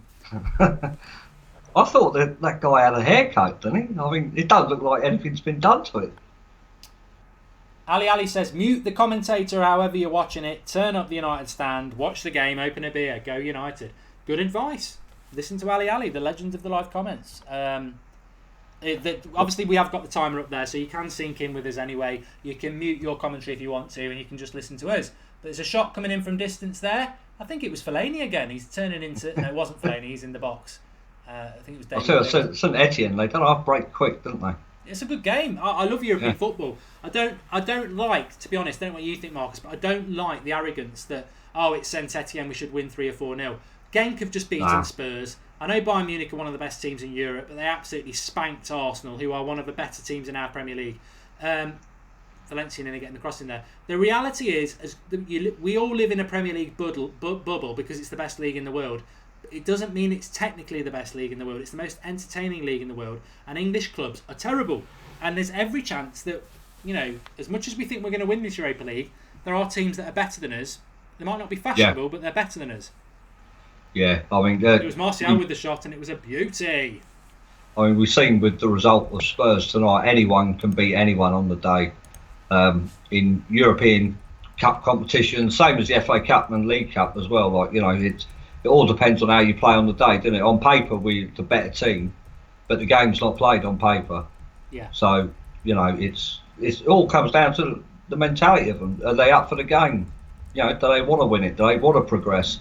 But comments like Jose said doesn't instill confidence in me. I think the good thing about that, though, is that because we've got so much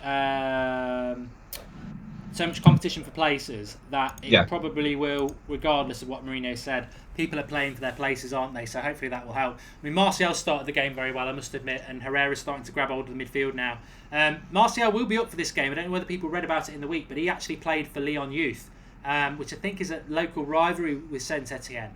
It was always a big game, he was saying. So he'll be up for tonight, and he looks up for tonight. Looks one of our better players. Fellaini started well. We just looked a bit sloppy in the first 5 minutes, but it's not cost us too much. I think their pace has surprised us on the counter-attack, to be honest. I don't think the back four... Red wine. I love you so fine. Red wine. I don't even like UB40. Do you like red wine, Marcus? Yeah, I do, mate. I absolutely love it. A nice Merlot for I'll me. finish that, but I'm no wine connoisseur. I don't know what it is. I think it's Australian, that's as far as I know, and it's a Sauvignon. I don't know. I'll tell you what, next time we get together, I'll get us a bottle of Merlot. Next time? We've never been together. What are you on about? Well, we've been in London. Well, not like that, but we've been in London together. I've got visions of a bottle of red wine and a double bed. God, no. Oh, you're on form today, aren't you? Always am when it gets close to the weekend and United are playing and I've got a glass of wine. Crizia Prince says, what a volley by Fellaini. It was beautiful. I tell you what, if that had gone in, I'd have had to delete this video because I was up. I was getting up for that.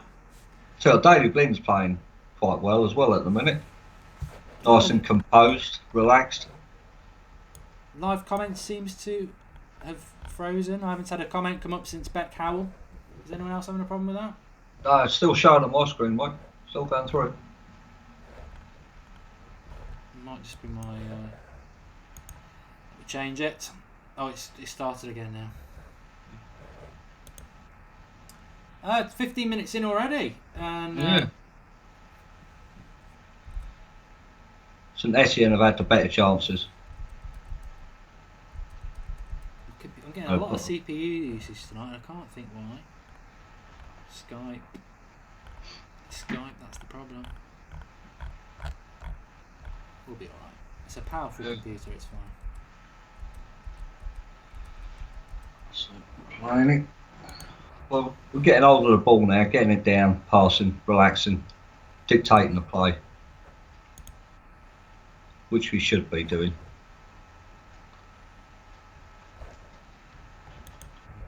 What's your timer on, Mark? 13:21, which is totally accurate with what I'm watching. Yeah. Zlatan diving again there. God, he's been hanging around Ashley Young too long. It looks like a dive anyway. Maybe I'm wrong. Maybe I'm being a bit fair. Who's the best? Who's technically the best team in the EL mark? Says Pericles. EL Europa League, or is he talking about EPL? I don't know. I don't know enough about it. I think the most interesting tie. I want us to stay in the Europa League because whether I want to win it or not, United have got a free kick here from that dive from Zlatan. Unfortunately, Zlatan's behind it. No, it's got to be Mata. It's got to be Mata. From this range, right on the edge of the box, it's Mata for me. But you just know Zlatan's going to take it, and I'm going to moan. It's Mata or Pogba, isn't it? It's got to be one of them two. But Zlatan's taking it because this is Mr. Zlatan instead of Mr. Well, Mata's moved away from the free kick. It's Zlatan. I hope he scores, but it should be Mata. It's a rubbish free kick. It's gone in. Yeah. What a funny old goal! I just don't know what they're doing. I can't even celebrate it. It's just like he kicks the ball. So unpredictable. It hits the ball. It hits the wall really slow. Rolls. The keeper sort of dives, and it goes past him. And you think the referee's going to call it back? It's just a hilarious goal. Oh dear. He can get up. The thing is, he hits the bottom of the wall. The keeper's dived, but he's got time to get up. But he thinks the defender's going to get it, and they sort of sits on the floor going, "I thought you were going to get it." It's soft, but it's 1-0. It's 1-0 to Manchester United, Marcus. Comedy goal, but we'll have it. We'll definitely have it. Yeah. Oh, look, Zlatan's got his hands up in the air as if to say, "Yeah, I meant that," But a bit of a comedy goal at Old Trafford. Yeah. But yeah, we'll take that. Sorry for the lack of celebration on that. But when you watch it back, it's just we'll take it. But we will take it. Just funny, an absolute dreadful free kick by Zlatan again. But hits the foot of the wall. The keeper's dived. He's not even hit it that far. There's a defender there, and I think the keeper doesn't bother to get up. He's sort of like, "You'll kick it away." I think the defender's a bit like, "Keeper's going to get up," and it just rolls in. It's just comedy, absolute comedy. But we'll take it. We're 1-0 up, and that's a good start. Good start. We 3 or 4 tonight would be fantastic. But a very, very funny, a very, very good free kick. Tanaso says Zlatan's kicks are unstoppable. They are when the keeper can't be asked to get up. Goal of the season, says Jacob. Finally, some luck, says Johnny Blaze. Is it an own goal? Probably will go down to Zlatan, to be honest. It's a good point though, because I did say my bet tonight at evens. If you went for it, double your money. I did say Zlatan to score any time. It was money in the bank because he always scores against French opposition, especially Saint-Etienne. But it's 1-0. It's Zlatan. It was a funny goal, and probably just what the game needs really, because it was a bit of an odd start. Yeah, it was from United's point of view. Very, very laboured start to me for the first 7-8 minutes. They just didn't look like they just didn't know what to play, I think. But that's Zlatan. That's 3 goals in 6 games now in the Europa League for him. All right, Stato. So that's just watching the goal back again. Yeah, the keeper just cannot be arsed. It's like a Sunday morning pub keeper who's had 20 pints last night. He's 40 stone. He's dived and he ain't getting up for an hour. It was just awful goalkeeping. But, like somebody said, a little bit of luck, because keepers normally turn up to United and play like Superman. He was more like bloody Roy Chubby Brown, if anyone knows who he is. I don't think it was a free kick in the first place. No, it wasn't. It was a dive. Yeah, definitely. Yeah. So, like that lad in the comments said, about time we had some luck. So, yeah, I actually thought it went in off Martial, but no, it's gone off one of their players. But yeah, I mean, as long as it was on target, I mean, Zlatan should be able to claim it, shouldn't he? Yeah, he will do, yeah. Yeah, it's hopefully now the game will liven up a bit more interesting. Well, 2 or 3-0, 3 or 4-0 would be perfect, because obviously we're away next Wednesday night. Get the tie won in the first leg. Nice, lovely stuff. Yeah. Well, I mean, if we get the tie won in the first game, I mean, do you think you'll chuck the kids out for the second leg? I don't know. No, I don't think he would. Although we have got the League Cup game, but it's a Wednesday night, isn't it? So it's a little bit more of a rest for that League Cup final on the Sunday after a week on Sunday. Whereas we got the FA Cup Sunday, haven't we? So that'll probably be a decent team put out for that, I would have thought. And then if this is one, it'll probably rest the major players, I would have thought, for next Wednesday. I mean, I'd expect changes to the back four for the Blackburn game. Oh yeah, I think hopefully against Blackburn on Sunday in the FA Cup. Nearly could have been a penalty to Saint-Etienne then. It was a bit clumsy by Blind, but I think the ref had a little think about it. But no, I do think we'll see the reserves against Blackburn on Sunday. I think every game watching United at the moment is exciting. That's the beauty of having a decent manager in charge, though, isn't it? Yeah. A lot better football, a lot better tactics, more entertaining, exciting. I've just put a cracking tweet on Twitter. If anybody isn't on Twitter, I'll do it as an exclusive on YouTube. But you should follow us on Twitter at United Stand MUFC. I did one the other day. I'll tell you what. I'll give you both because I'm feeling a bit jolly. The one I put up the other day was all these Liverpool fans laughing at us for being sixth. We've got 4 cup games in the next 2 weeks. All you're not doing is sitting at home having a pot noodle and a wank. Because they ain't got a game for 2 weeks. And I also just put a tweet out here as well. Let me tell you this one. This is a good one. It might whoosh over your head if you've got no sense of humour. So Marcus won't laugh at this. No. It says, I've put hilarious by the Saint-Etienne keeper. Normally keepers come to Old Trafford and play like Superman. This one's more like Banana Man. Bananas, slips, you know. Yeah. I actually remember that cartoon as well. I do as well. I'll tell you what, I've got 4 retweets and 17 likes in a minute. All is not lost. The human race does have a sense of humour.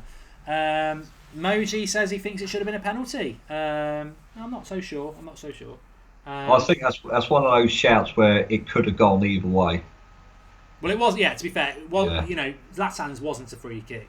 No. So you know, maybe it was a penalty, but you know what, we do deserve a little bit of luck. We've been a bit unlucky of late. So. So I said on the last Watchalong, so our luck will change eventually. It has to. We can't keep on getting these dodgy decisions week in, week out. So hopefully tonight, with that decision, it might bode well for the rest of the season. 1989 Nicky D says that the ref's a homer. Not Homer Simpson, just a home supporter, a bit like Clattenburg really. Wasn't a free kick because Zlatan, he didn't give the penalty to Saint-Etienne. Not necessarily a bad thing. I think Pogba is playing well, which is quite an interesting thing. Somebody on the live comments said this, but I'm going to develop it into a good point. Not that theirs wasn't a good point, but Pogba is playing well tonight. Do you think there's any coincidence there that Pogba's playing well in a European game? I think he suits European football because he's used to European football. That's where he grew up.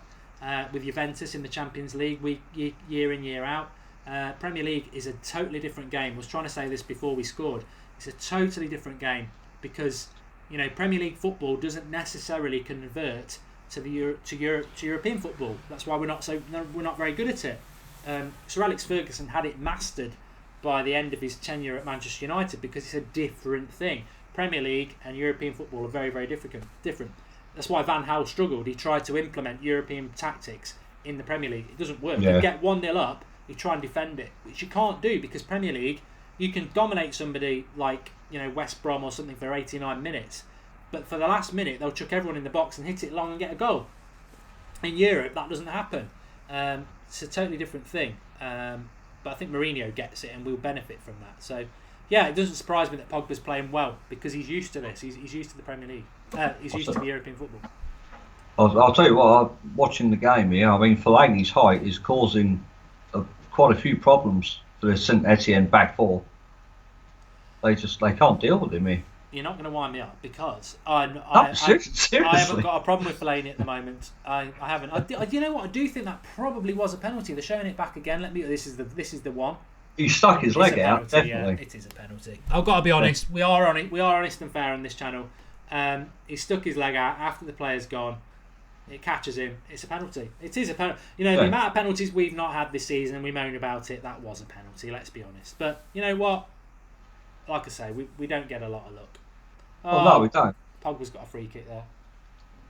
I think Pogba playing well. He's got the motivation for it, and he's playing against his brother, and his mum's in the stands watching. So they'll both be on wanting to try their best. Not saying they don't, but God, look at him on about the the extra mums. effort. Oh God, the mum's in the ground.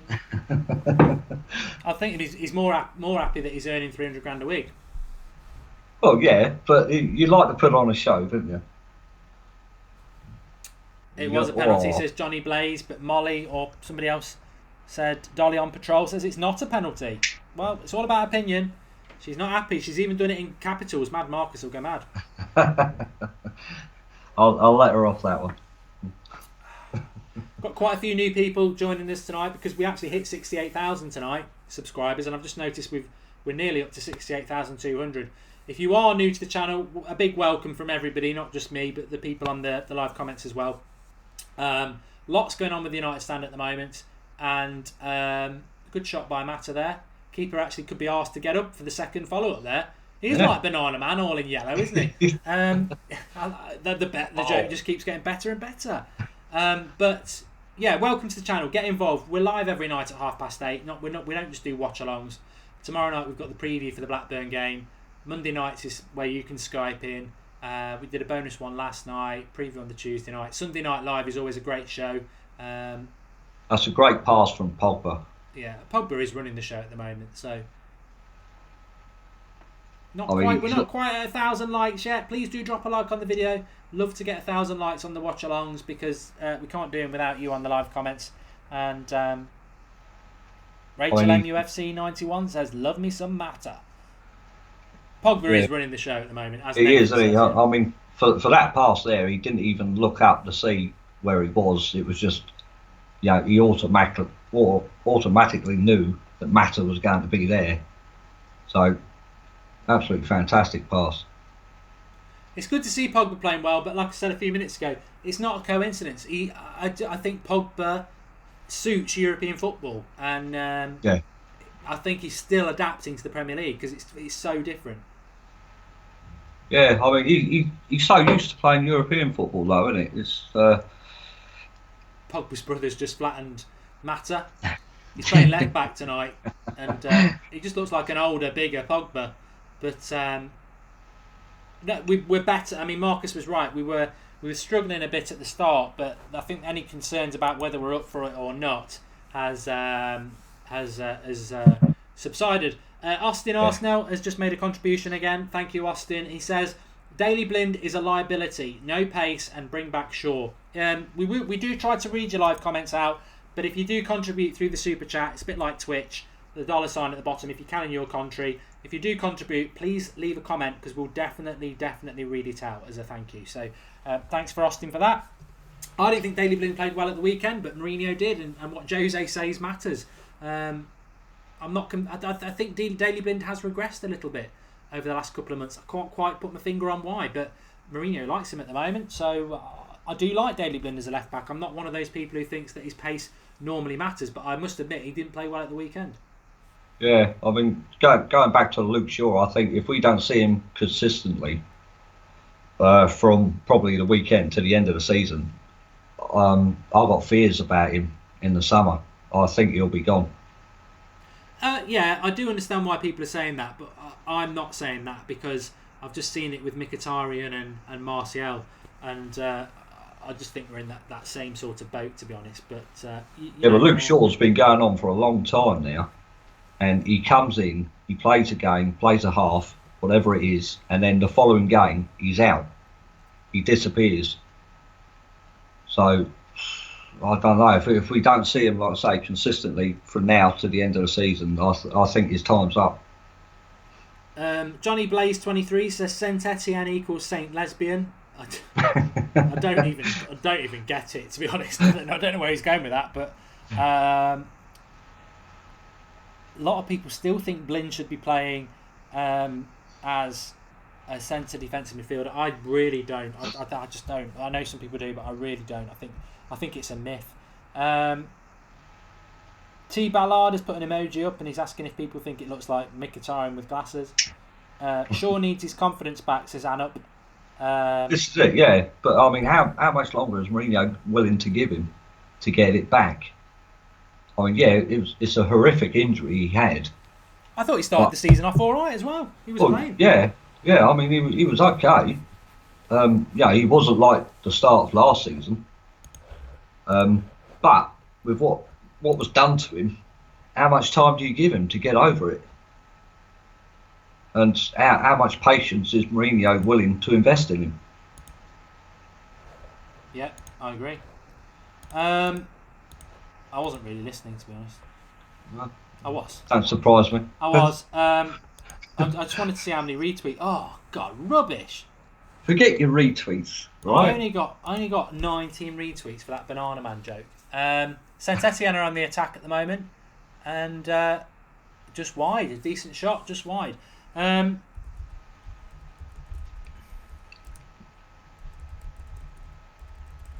on, Marcus, say something. Well, nothing much is going on off the game. Apart from that shot that was just wide. Martial had a good run in the build-up to that. But again, had 3 players on him as well. And managed to get away from all 3. So he's got the beating of him on pace. Yeah, Eric Bailey, I don't know, he just looks a bit off. You know what? It might be a sort of a role reversal in a way. Martial's on a great run here. Oh, go on. Oh, he nearly did. Oh. And Zlatan put it over the bar. Oh, Martial on a great run there. Absolutely brilliant. And it dropped to Zlatan all the way from his own half. Right, halfway in his own half. Just runs at them. This is why I was arguing the case about Martial for so long. Because he's a fantastic player. Good save from Banana Man. Puts his foot out. And it drops to Zlatan at pace. And he puts it over the box. But Zlatan, he's a fantastic player, Martial. A fantastic player. Yeah, he's got the ability to run with it, and he can dribble past the players. He can take them on. Maybe just the end product needs a slight bit of work. Oh yeah, he's still a work in progress for sure. Oh yeah. But what were we talking about before that? The run in the before build up to the last one, Zlatan miss. No, it was before that. Beck Howell wants you to start moaning about caps locks. Stop using caps. There you go. I think people use caps lock because they think I'll read it out. They're wrong. Elias Matson says, great from Martial. What a run from Martial, says Simon Wright. Marcus, moan about caps, I've read that. Martial amazing, says Biffo Bill 23. Ibrahim, if you're using caps, I'm not going to do what you want me to do. And Martial masterful run, says T Ballard. What a run from Martial, says Johnny Hennigan. And Anderlecht 2, Zenit 0, says Barry Beckford. Whoa. Irrelevant, we're not bothered. I am interested in the Roma Villarreal game because I think yes. I do find the Europa League exciting. I love European football. I just have concerns about all these games messing up the Premier League for us. But if I'm being totally selfish and not worrying about fatigue, I do love European football, and I hope we stay in the tournament for as long as possible. Yeah, I mean, when you're out of, when you've got no European football, you enjoy it a hell of a lot more when it comes back. There's something. I mean, I always associate the Champions League with that song at the start, as the teams are coming out. It gives me goosebumps, and it shows you there at the highest of club football competitions. So. Craig McCullough Games has just contributed £2 to the channel through the super chat, and he says, "I can see the Champions League coming home. Obviously not this year. Yeah. I think I said last summer, and we'll win the Champions League in the next 3. So let's see what happens in relation to that. But I'm confident I will be right. So I'm with you on that, Craig. Yes, I think I was saying to Ross Marcus, I think England teams, Premier League teams in general, are a bloody embarrassment in the Champions League, and I don't think anything's going to change until Manchester United get back in there. And people can say, "Oh, it's really arrogant of you." Well, we are arrogant at Manchester United, but not only that, I think Mourinho doesn't piss about in the Champions League. He knows exactly what to do, and I think we will be a threat when we get back in the Champions League. Yeah, I totally agree with that, mate. We wouldn't go to Bayern Munich and get beat 5-1 for a start. No way. No, I don't think so, because Mourinho would have the team drilled, and you would find players out on that pitch that are willing to track back and work hard, because they know they would have to get a good result away from home and then finish the job at home. I mean, me, Ross, and Marcus played in a five-a-side tournament last October, and we played against. Funny enough, our heads dropped in the second and third game. The first game we played was against a very good five-a-side team. They play professionally down in London. I think we lost 5-4, but we should have won the game. The ref was dodgy. Yeah. That was within the first couple of minutes, you figure out what to do. You figure out what people, whether they're very left-footed or what, and you show them onto the right foot. And the most embarrassing thing I saw yesterday, and now Robban's well into his 30s, and I remember Leighton Baines doing it when Holland played England at Wembley a few years ago, and it disgusted me. The first goal for Bayern Munich last night, if I'm, Arsene Wenger is either a bad tactician or he's picking bad players, because to show Robban inside on his left foot, 30 yards out, is just absolutely unforgivable. Absolutely unforgivable. He's done it all through his career. All through his career. You do not show Robin in on inside on his left foot. That's Arsenal's problem there in a plate. They've got thick players who've got no backbone. And talent, obviously some of them are talented. But as Mourinho said, talent can only take you so far. Attitude and passion will take you the rest of the way. And that is so true. Arsenal just don't have brains or passion or a backbone, and that's why they'll keep failing, and that's why I want Wenger to stay, to be honest.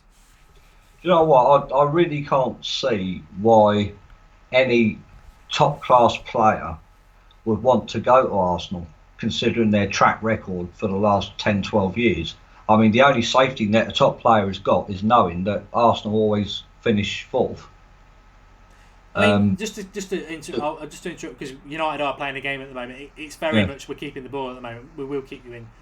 Yeah, nothing major's happening. Nothing happening. But what I wanted to ask you, Marcus, was would you... A lot of people were talking about it today, and it was a 50-50 split when we did the poll on Twitter, and a lot of people voted. Would you take Alexis Sanchez to Manchester United? Now, personally, I wouldn't take him over Griezmann. I would take him to United, but it's a very risky operation to try and put a spine back into him. Yeah, but we did it with Van Persie, didn't we?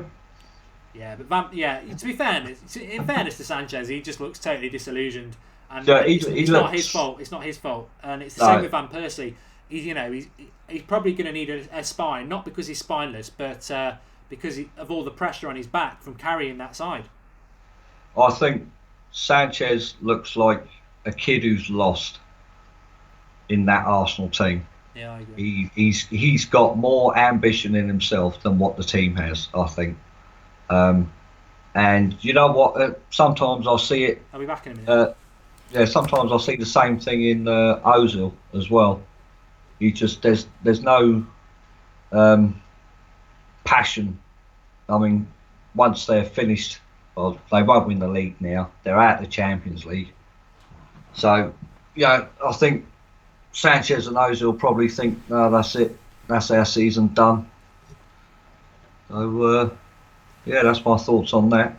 So the wine I'm drinking is a Cabernet Sauvignon. It's a wine of Australia. It's called Coonawarra, and it's a classic Australian red with a succulent flavour profile from the Coonawarra region of South Australia, and it's famed for its rich and unique soils. That doesn't sound good. Which give elegance and balance to its red wines. It's a Cabernet Sauvignon. I do like red wine, but I'm not a connoisseur of it. I like whiskey as well, and again, I sit next to somebody at work who is a massive whiskey connoisseur, and he gets all technical about it, and he says you shouldn't be putting ice cubes in it, and I say bollocks. I'm from a working class background. I should be drinking Carlin. I do like red wine and whiskey. I don't care where it's from. If it could be Bell's or Teachers for me. Yeah, the Jack Daniels man myself. I don't mind. What's it? Is it Famous Grouse? Is it? Oh yeah. Yeah, I don't mind. A couple of glasses of that. I used to love Jack Daniels and Coke, but I've sort of gone off it a little bit. Jack Daniels for me, neat. I don't put ice in it. Oh, good tackle by Bay there. Mad Yeah. Marcus slagging Bay off. Good crossing No, I to wouldn't. good crossing to Saint-Etienne's striker. He's on the penalty box. A brilliant first touch. He's just about to hit it. He does hit it, but Bay's in there with a sliding block. So I'm so They've had a few chances. Ooh, good long shot there, just wide from Pogba. The battle of the Pogbas, but it's. I don't get the arrogance that we're going to beat Saint-Etienne easily, because English clubs are not good in Europe, and technically European clubs are far superior to English clubs. We've got the better individuals, and we should be winning it on paper. But at the moment, it looks like it'll be 1-0 at half time. We definitely need to be. I wouldn't be comfortable going to France 1-0 up, Marcus. No, it's. I think half time these players are going to get a bit of a rollicking. I think Saint Etienne's had far too much play in our half. They've nearly scored again. Yeah. Valencia's out of position. Their left-sided player into the penalty box, stands Bailly up, and then does him. Goes past him, puts the cross in. The striker doesn't connect with it, and it goes off Smalling into Romero. It's a block by Smalling. But I'd say on the balance of play, 1-1 would probably be fair, but it's not. Gemma Edwards, it's horrible when girls. I was just about to do that. Bye. It's just horrible. Absolutely horrible. Women should have more respect. I'll tell you what, this is getting me on edge, mate. This one. Teshwan Baldwin says this hasn't been a good showing from Bailly. Well, that's what I was talking about before that Martial run. Maybe it's a flip of the coin. Pogba, he's been a bit up and down in the Premier League. He plays in Europe and he fits it like a glove. Bailly in the Premier League, it's been fantastic. Comes into Europe and he's struggling a bit. They are two extremes. And they've got to balance both. They have. You know what? They're cutting through our midfield quite easily. And I think that's probably down to not having a natural CDM in there that can dictate the play here. I think the lack of. I don't think Herrera is a CDM, and I don't think Fellaini's quick enough. No. Renegade Time Lords just contributed $2 to the channel. Thank you, pal. You should have put a comment. I would have read it out for you. Ibrahim Side Art wants a shout out. Jan Cassel says he's been blocked. You have not. Some words are blocked. If you swear, it won't go up on there. Mark, don't get drunk, says United till I die. I won't get drunk on red wine. I can drink it all night. Herrera is doing a job for two men because Fellaini just not doing anything. I'm going to tweet that out, Red One. I think it's a good. That's a fair point actually. I've not seen apart from that ball into the box where Fellaini out muscled. I think that guy's called Ferrelin. He hasn't done much. I mean, he's even getting out jumped there by. Jesus Christ, that lad's small. So they're in again here. Fellaini's job though is to just get long. I mean, he's doing that. He's going up. He's getting into the penalty box a lot, but it's archaic tactics. This is Europe. We're just trying to, every time we get the ball in the right back position, Fellaini's legging it into the penalty box and we're hitting a long ball. This is bad. I mean, normally Tom P says Fellaini's offering nothing, pull him off. If you pull him off, he'll offer something. Smalling is bad, says Darth Jar Jar. I like Smalling. Their manager looks evil, says Paul Jaruga. I hadn't noticed that. And Gwill says that his man of the match so far is Herrera. Yeah. Connor says, how do I contribute? If you can't see the dollar thing next to the emoji at the bottom, it might not be available in your country, pal. Oh, I think bringing on Schweinsteiger for Fellaini, like Priest Punches just said in the comments. Oh, yes, that is a very good shout. Very good shout. Bring on Bastian, says Bally Saw. And Herrera the problem, Fellaini playing more forward, says Fire Squad World. Zlatan offers nothing to the game. We have no attack in the middle, says the F1 know that. Yeah, I don't disagree. I think Martial's been playing well, we're just not using him. Yeah. When he's had the ball, he's been good. And he's got the beating of his man as well. So, as we've seen already. So I feed him the ball, and I mean, the amount of shots Saint-Etienne are doing here is worrying. Yeah, well, Yeah, one, it should be 1-1, but 1-0, even that's not good enough to take away from home because it's only one goal from them and then they're level. Yeah, definitely need the second here, but I think if we're going for the second, the amount of chances they've had in this first half, I can see them scoring. Troll Honesty, we're being dominated. Lucky Goal is covering up our terrible performance so far. I'd agree with that. Herrera needs to stay in position, says Fire Squad World. I think he's having to move around a lot because Fellaini isn't. Mourinho's doing his normal trick. He's already on the way down to the tunnel, even though we've got a good couple of minutes left yet. I think Schweinsteiger's the obvious one. There's a question here for you, Mark, from Dolly on patrol. Wants to know if he or she can come on at half time. If they tell me what their Skype name is, I can add them in. There you go, Dolly. You've got to be good though. Don't come on and be a shrinking violet. Oh, Don't make them nervous. Yeah, well, you, there's a lot of people watching. This isn't Sky Goldbridge. Look at Mourinho. Look at his face, man. Jesus. And now we've got an injury to Blind. Luke Shaw's just perked up.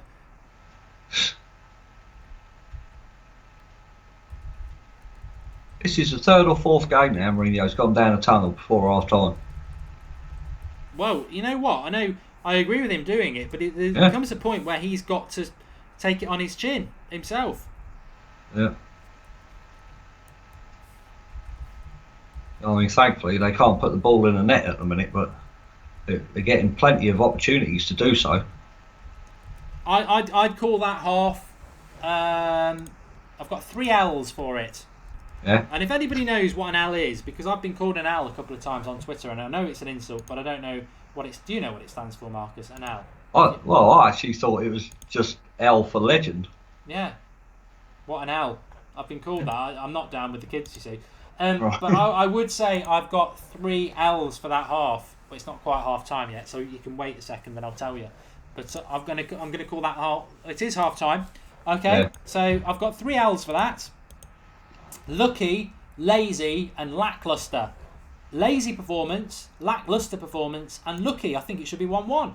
It wasn't a free kick. It was a lucky free kick. God knows what their keeper was doing.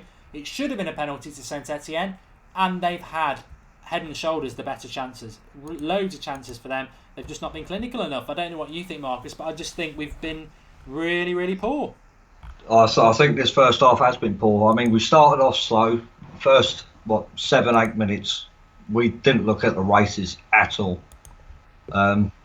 Grew back into the game, I suppose. Got the goal, which was lucky because of the free kick. And then all of a sudden, Saint-Etienne have just, I suppose in a way, they've just overran us. But I think that's to do with the midfield. They're just, one pass is just cutting through our midfield. And I think that's because, we don't have a natural CDM in there. And like that comment said, Herrera's doing the job of 2 men. Renegade Time Lord has just contributed $2 to ask, did you say South Australian wine you're drinking? Well, Coonawarra. Yep, South Australian. There you go. Right. Dolly on patrol says the name's Danny Milner. Oh, right, okay, no worries. The issue with us in that half is quite simply this. We as fans can want to be in the Europa League, but if the players don't want to be in the Europa League, we're not going to be in the Europa League. This happened 4 years ago under Sir Alex when we played Atletico Bilbao. We were all talking about we've never won the Europa League or the UEFA Cup. It'd be nice to win it. Yeah, we're going to have to use the squad intelligently and it's going to be an effort and maybe we do need to choose between this and the Premier League. But it's not our choice as fans. I love European football. I know it's not the Champions League, but it's Europa League. I like it. It's exciting going around Europe playing games. But if the players are going to play like that, we're not going to be in the Europa League in a week. We're going to be out. Because if we need at least a 2 or 3 added to this. And we go to Saint-Etienne. We'll be lucky to get out of this game with a 1-0 win at the moment because it should be 1-1. Not good enough. Not good enough at all. I think if we turn up at Saint-Etienne playing like that, I think we'll be in for a very long night. Because they must have had at least 8 to 10 chances in that half. So luckily for them, they can't put it in at the minute. So hopefully the Jose will have words at half time, sort it out. But I do think Fellaini should come off here. He's offered nothing in that first half from what I've seen. And should go back to being the last 10-15 minute alternative, because that bench as well, apart from Rashford, I don't see a plan B on that bench. And you know Rashford's going to come on and go on the wings. Yeah, I do agree. I'm just trying to add Danny in. I should be able to do it now, actually.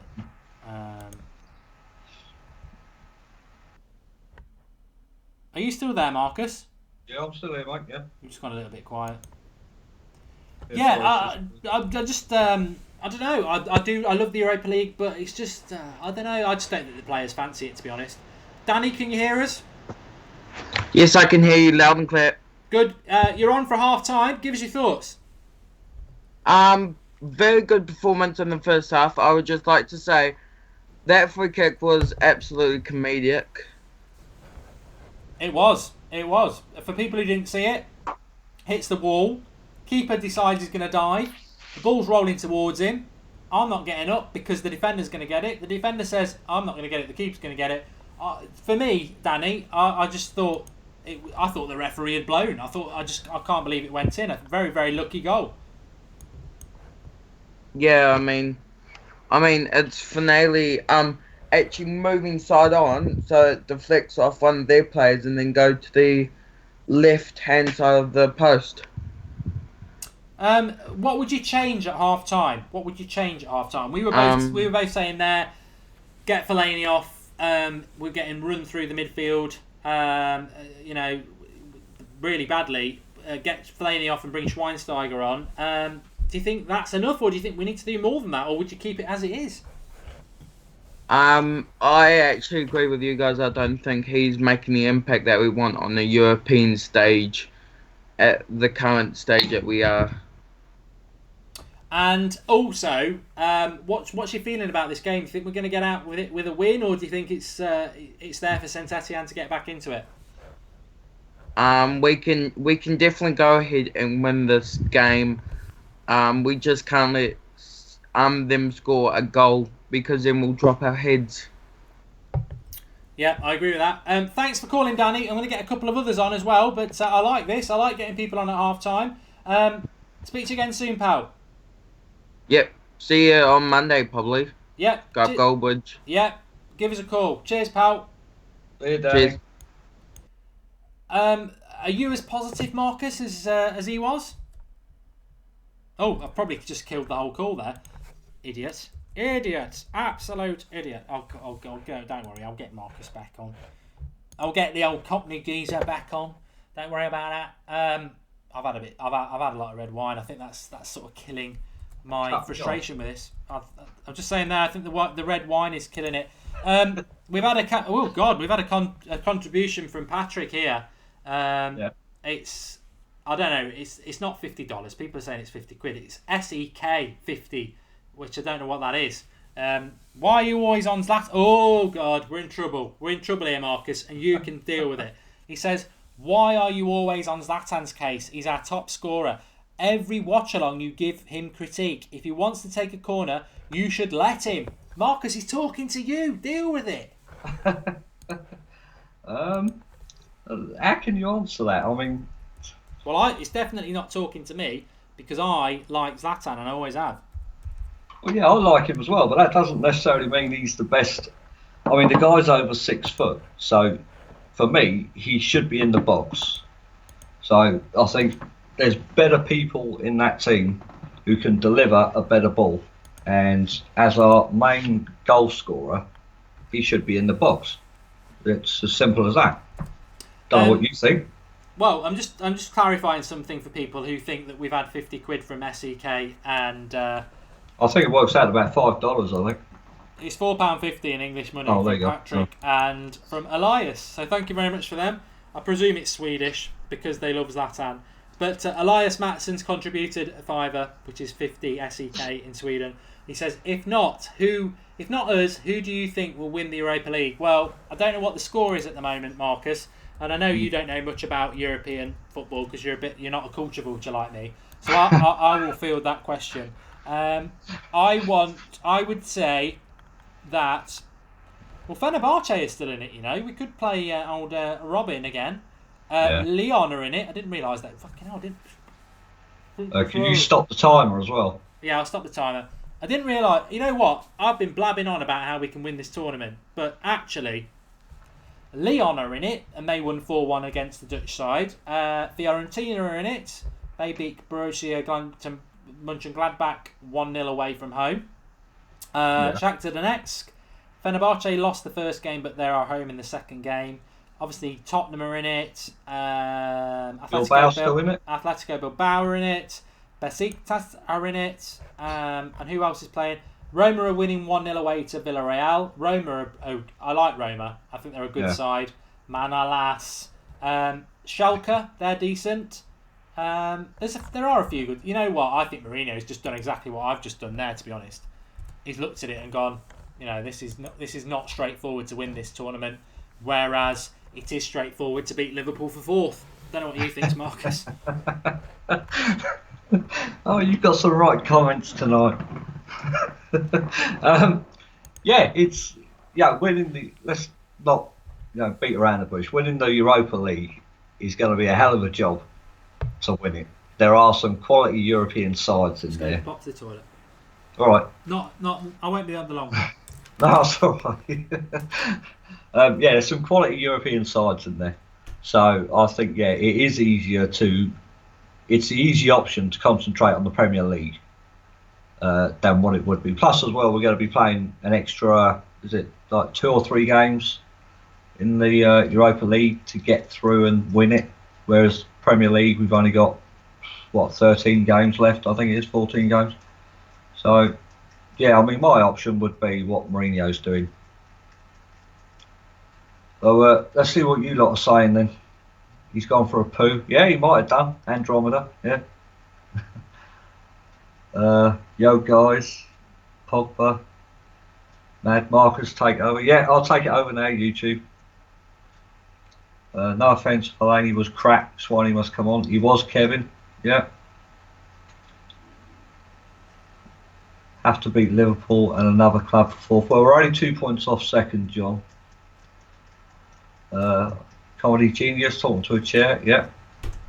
Taking over, change the gun. Too many games, Mark, yeah, it is. Ahmed, too many games for Europa League.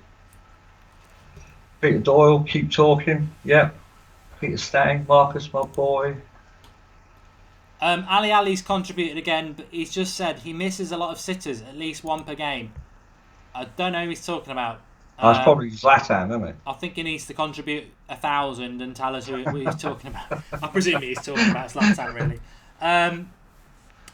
Jack Strand says, "Sup, Mad Marcus." I mean, if we were on Arsenal Fan TV, it'd be something like, I haven't got my cap, but it'd be something like, oh, in it, man, do you get me? What? Rubbish, get Mourinho out. Rubbish, what's he on about? Daley Blind, he's blind. Stevie Wonder should be left back. Rubbish. Did I do all right, Robbie? Did I say everything I should have said in the script? I'm not being negative. We've had a great run of games. And I just think what the problem with this is what we highlighted before the game kicked off, and me and Marcus were talking about it the first few minutes. I really do think it comes down to the players maybe are interpreting Mourinho, openly saying in his live press conference yesterday that we don't want to be in this tournament. It's a low priority. We want to win it, but it's not a high priority, and that will reflect. It's human nature. You know, if a good-looking woman comes up to you and says, I'm only with you because there's nobody else, you're probably going to struggle to get it up. No, that's a bad example, really. But you know what? It's bad. I think Mourinho set the case for this yesterday, Marcus. I really do. Yeah. I think by saying we don't want to be in this tournament, but we are.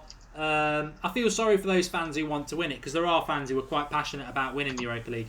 I want us to stay in it. I want us to win it. It's not my personal priority, but I do want us to stay in it. I like playing European opposition, and I think if we want to be successful in the Champions League next year, this is a good opportunity. It's a good dress rehearsal for European football, because it's different to the Premier League.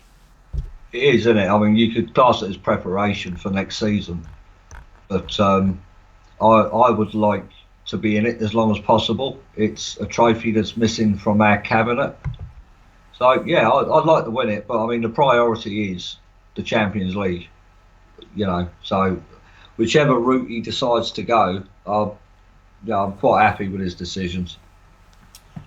Killjoy's just contributed a couple of pounds to the channel. He says, we got too many slow players in attack. Fellaini, spot on, Killjoy. We highlighted this with Ross. It was the concern whenever Fellaini plays for Manchester United. It just makes us quite slow.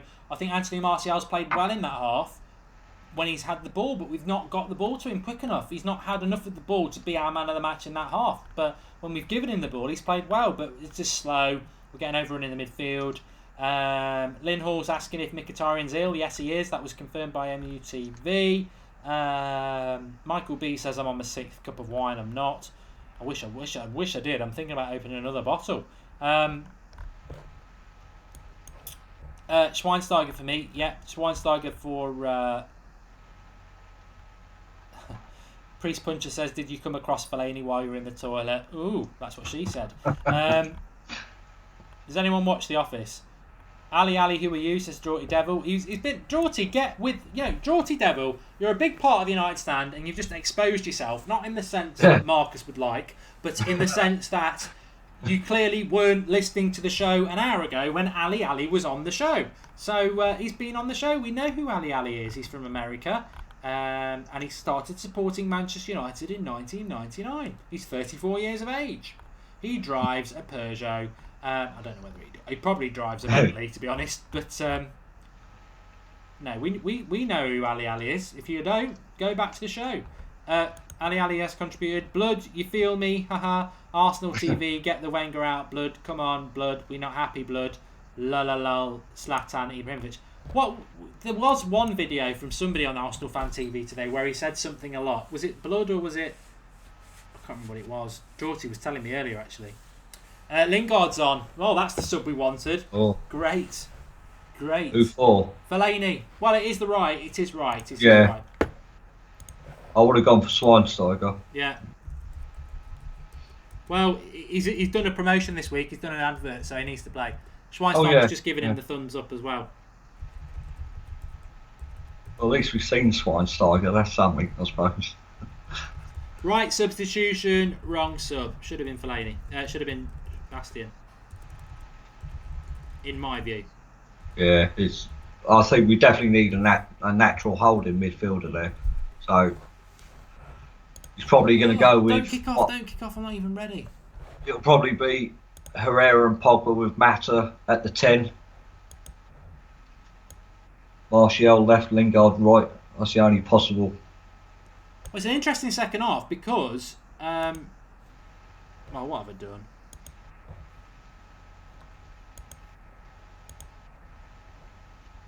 It's an interesting second half because you could easily argue that they've been the better side. Yeah, so, well, they definitely had the better opportunities, I think. They just haven't put it away. No. Like a virgin in a pawn shop.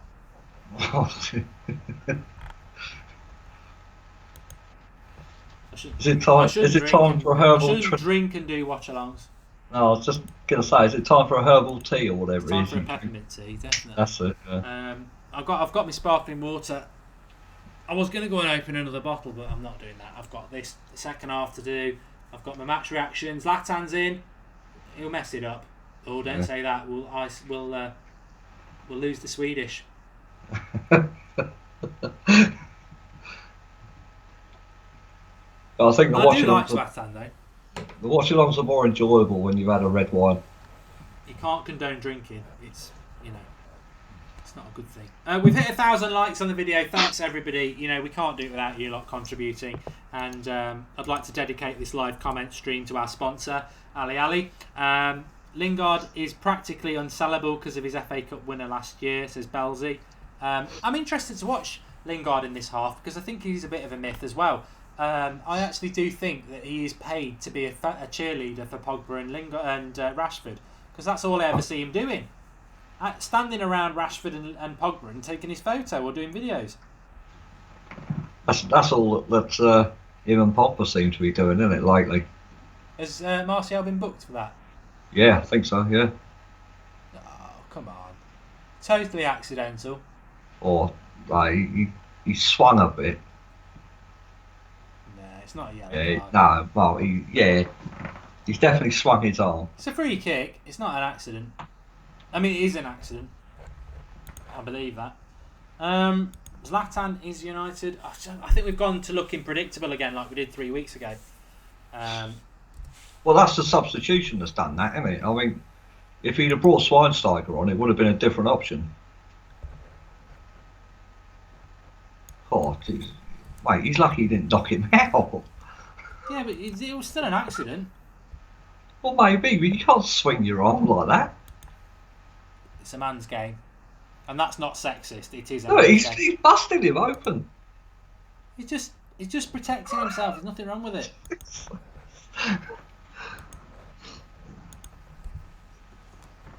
Oh, man.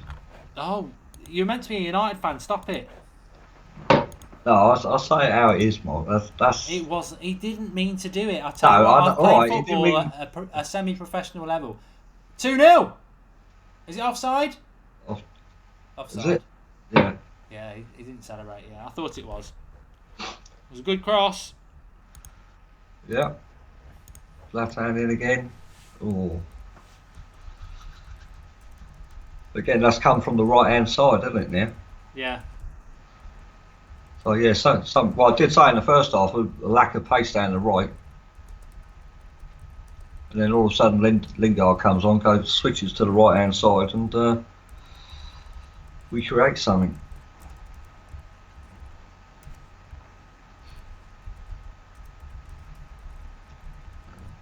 Good goal, though.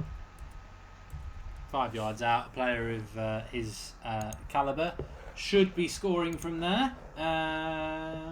It's not a goal, Leon Tunnicliffe. It was offside.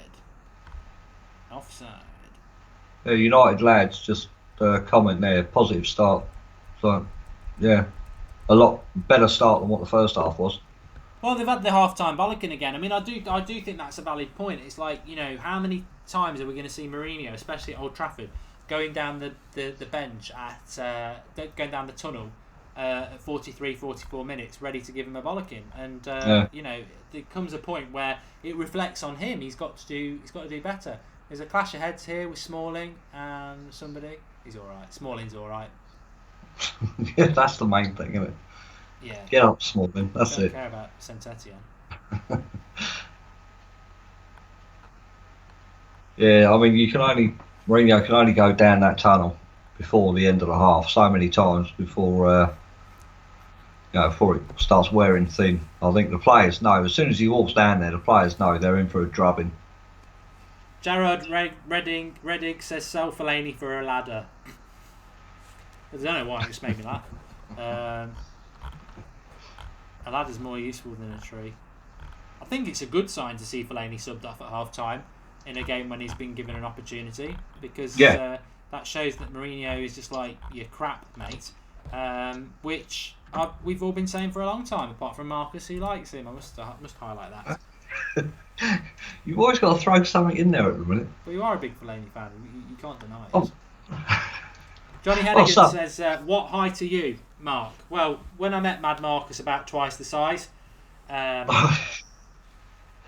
6 foot I am, on the dot. I was 6 foot at 14 years of age, and my granddad, rest in peace, who got me to support Manchester United, he said that you'll be 6'4", and I always used to play right wing, and he said you can't be a right winger because there's no right wingers that are 6'4".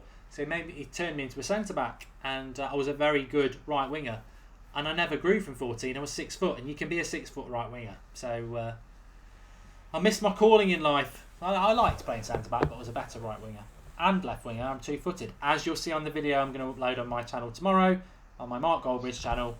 100 keep ups in a suit and shoes off both feet. Can it be done? No. Marcus can do 5 on 1 foot, running around a 100-metre garden, chasing the ball. My time's been and gone, mate. I'm too old now. It's Kieran, should be blocked. He says, can I bang your nan? My nan died about a month ago. I missed that. I'm only joking. He probably didn't know. Pogba shooting from distance over the bar. Over the bar. I thought you was taller than 6 foot anyway. No, I've been 6 foot for years. Years and years. Well, a bit of a break up in play here still because that guy's on the floor. Oh, he's got up now. Some funny comments earlier about people thought we had Stephen Howson on the show. He's more than welcome. He won't come on. He will not come on. It wasn't Stephen Howson, it was Ross, who's just grown a beard. I think when he shaves it, everyone's in for a surprise, I think.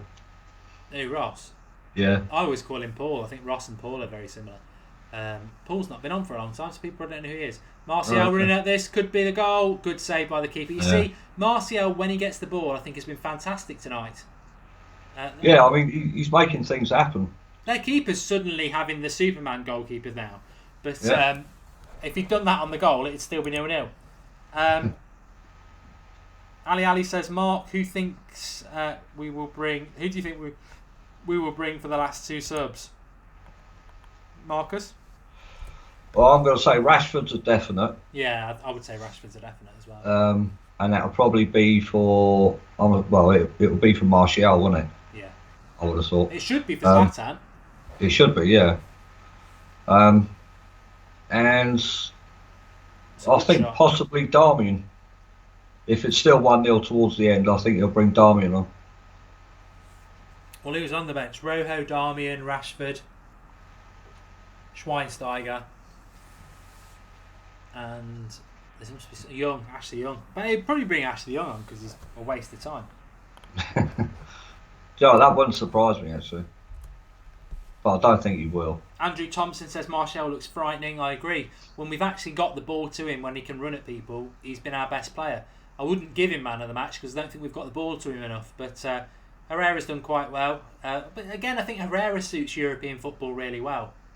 I mean, Herrera's he's been quiet, hasn't he? But he's done his job. He's gone about it and done it well.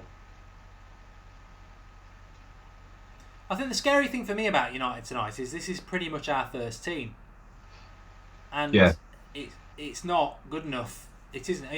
Mkhitaryan makes a difference, but I don't think he makes enough of a difference to take us from what's been probably a 6 out of 10 at best performance as a team. We should be 8 or 9, and Mkhitaryan probably knocks us up to a 7.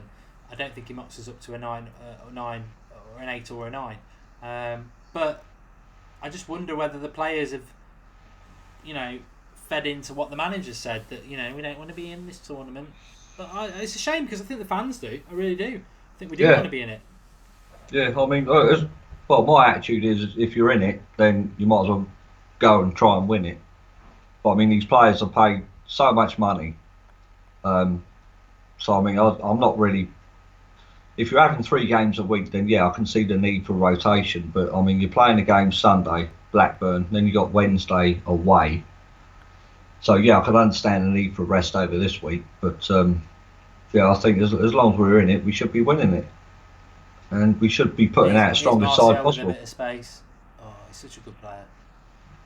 Oh, he's done him. He's going into the box. Yeah. Pogba's just not on the same wavelength. I just think Martial, he is a bit raw, but I said this a few weeks ago when he wasn't in the team. He's our best flair player, and if people don't understand what flair is, it's like flair.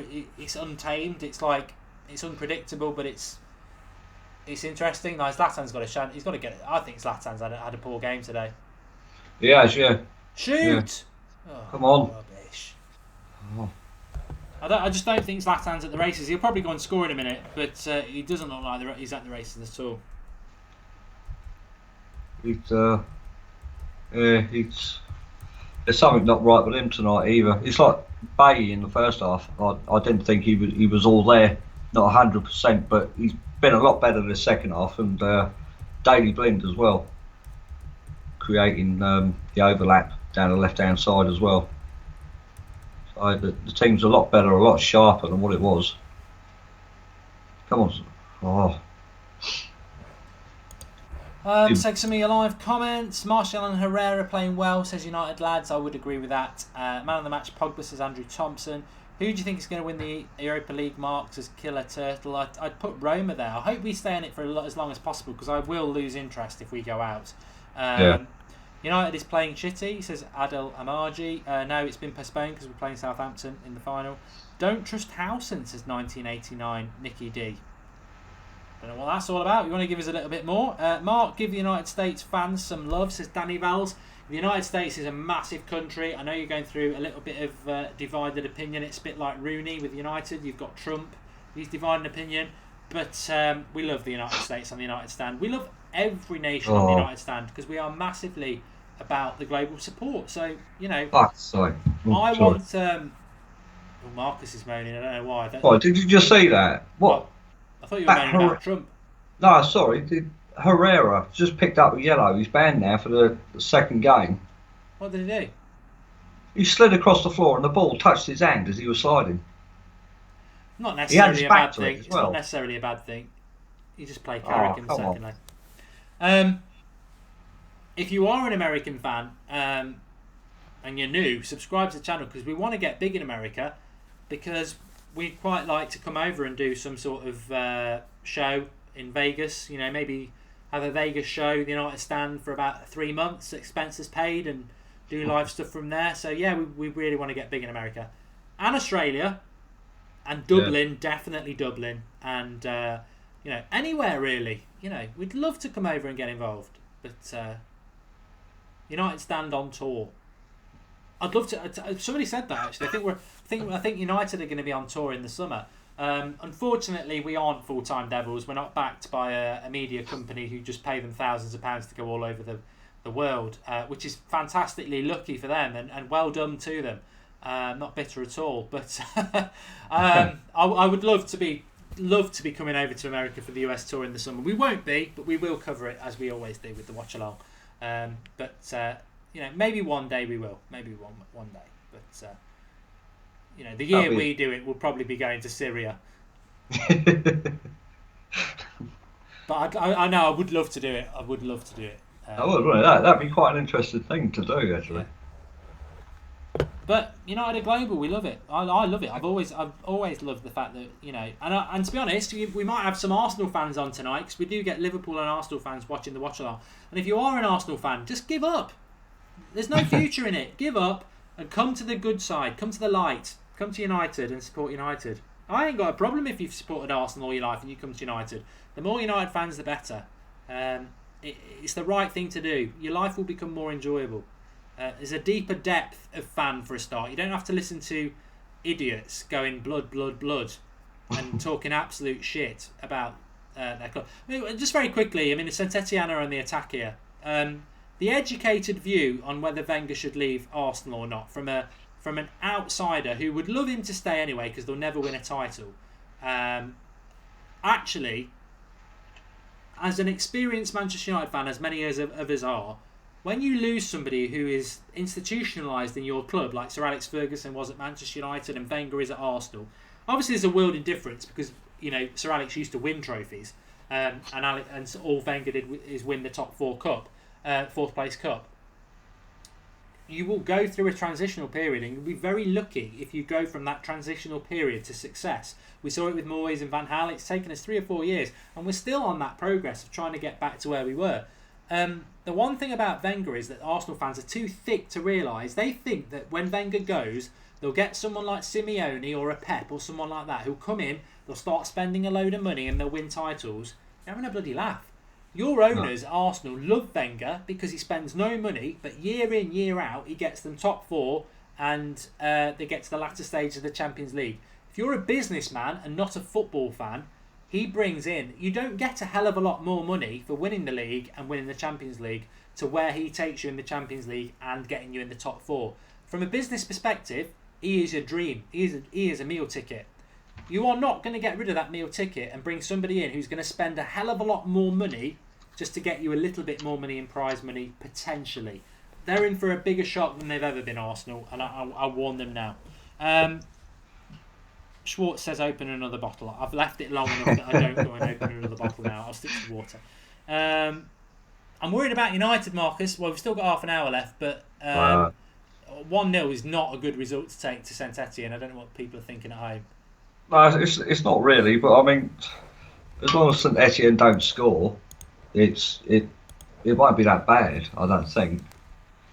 But I mean, St Etienne, I've not seen them do anything so far in this second half. They've had a quick breakaway, but that's about it. That's all I can remember. But more interested in seeing what Lingard's doing here, because for 15 minutes I haven't seen him do anything. Pogba's just hit it wide from the just outside the box. We need that second goal. Second goal. Yeah, I don't think they'll score. I think it might be a lucky 2-0. If not, it's the 1-0. But no, in the 1-0 result, we'd have to, when we go at their place next week, we just got to make sure we score. And providing we score over there, then tie will be over, I think. That was a good turn by Pogba as well, wasn't it? He drags the ball underneath him, turns and spins. I do think Pogba's played well tonight. I'd be surprised if the haters are out on him tonight. Paul Clayton says, would we make Ander Herrera captain? He's had a good game. I've got to say he has had a good game. You know what? That lad. He gets what Manchester United are about, and I wouldn't be opposed to him having it. I really wouldn't. He gets his head down. He works hard. He plays his natural game. He does what he's told. He knows what United is. He knows the history of the club, and I think he would be a good shout for it. James Payne says that United stand are huge in Ireland. Well, we should be huge in Ireland because I lived there for 3 years. So no other channel should be bigger than the United stand in Ireland. I want the Irish vote. I lived there for 3 years. Dublin, Malahide. Bring it. United stand should be big in Ireland. I'm coming back, brothers and sisters. One day, I'm coming back. I wish I could come back for St Patrick's Day actually, but I want to do something in Ireland. Yeah. I want the vote everywhere. I want America. I want us to take America. I don't want North Korea. I want Australia, New Zealand, Africa. I know that's a continent, but there's too many countries. South America. We want it all. Man United are on the attack. Zlatan just jumps and misses the ball. We need a second goal. We need a second goal. Yeah, he's had a very poor game tonight, I think, Zlatan, even by his standards. Well, I did actually. It's a good point. I did tweet this out. Let's see how much hate we've got. The one thing about the United stand is I don't care. We will tweet what we think, and the Pogba's put it over like Paul. Yeah. Okay, so I said Zlatan really doesn't look like he's at the races at all tonight. Really should be taken off, but Jose never will. 7 replies. Yep. When was the last time he was at the races? Says at Juan and Herrera. He can still grab us a goal from nothing, so why take him off? Says Ben Mooney. Because we could put a few more goals in if we take him off, says Lani Manning.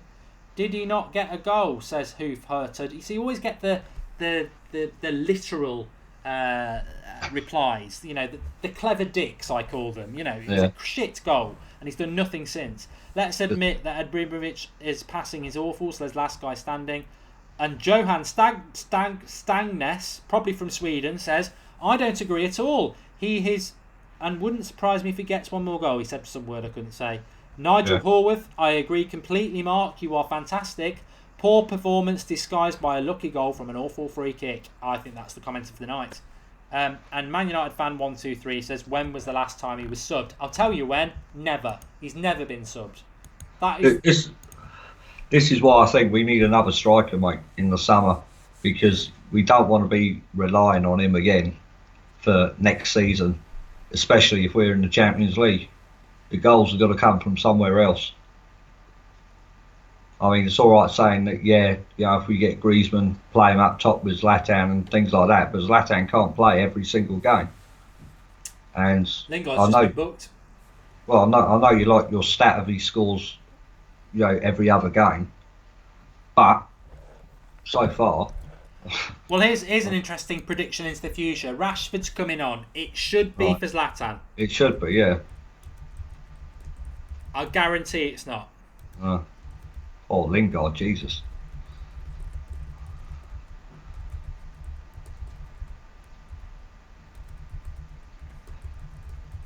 I think you're about 10 seconds in front of me. Have you not got BT Sports? Yeah, I've got it. I'm watching it on the Don't watch it on HD. I'm watching it on the laptop. All right, there's a little tip for you. If you're ever watching anything, don't watch it on HD because you get a slight delay on it. Yeah. I know the picture's better, but it is a slight delay. Little tip there for you. Don't eat yellow snow either. I can't even not smile. I'm very good at that normally, but the wine is killing my mouth muscles. Should have kept the Goldbridge deadpan just didn't work then. Daily Blinn with a free kick here. I tell you what, I do feel a bit. We started the watch-alongs in the Van Hal era, and we used to have a right laugh in depressing times. Tonight's been like that. There's too much banter going on. Oh, what a surprise! Martial for bloody for Rashford. Oh, there we go. Absolute disgrace. He's had a very good game for me. Pogba's just at the bar. Pogba's just at the bar from that free kick. That's what Daily Blinn does give you. Good cross. And Pogba hit at the bar. If we can get out of this with a 2-0 win, I'll be very happy because it's been dodgy. Yeah, it's been a very lacklustre, laboured performance. Miles Dennett's getting frustrated because somebody slagged Lingard off. He says we're a world apart in the second half to the first half. I don't think I've slagged Lingard off. Probably Marcus again, not me. He was lucky to get the yellow there. Oh man.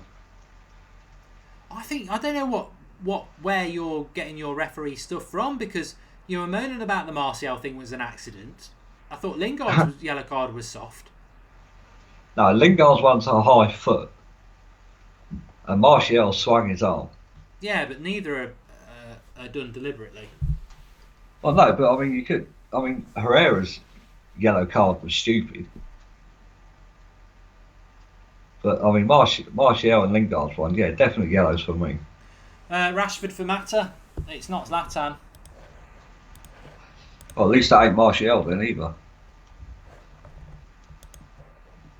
And Nigel Horwath, who did the comment of the night, actually said 2 minutes ago it'll be Mata, and he's spot on. I'm tired of it. I am tired. Ross said it right before. I think this is, I do like Zlatan, but we're Manchester United, not Mr. Zlatan Ibrahimovic, and I think it's a problem. I think it's a problem how he's bigger than the club at the moment that he never gets taken off.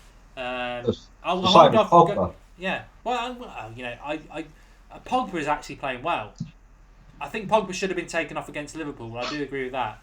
But you can't. We're Manchester United. We can't have players who just play 90 minutes regardless of form. We can't have that. I mean, the only thing I can think of is maybe because Saint-Etienne on the breakaway are quite quick.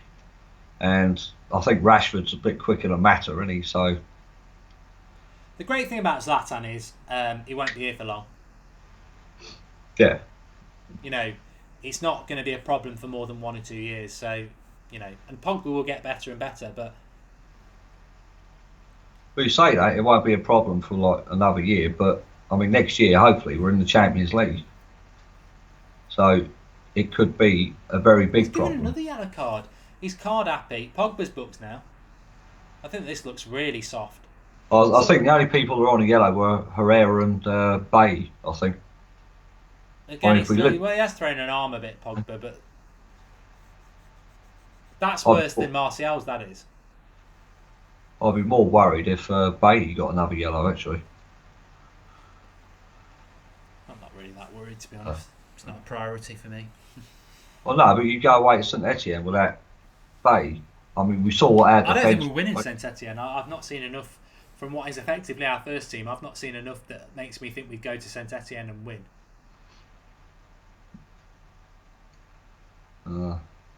It's a risky one, isn't it? Especially when you're going to take the 1-0. It's Declan Murphy says, are you going to go to Cork? I've never been to Cork.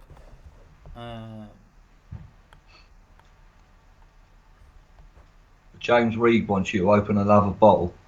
Miles Danner says he was moaning at Marcus about Lingard, not you, Mark. I know, Oh. I know. Azagabagon Uefi says the ref is shitting yellow cards. He is. Lord Varys says Saint-Etienne are pussies.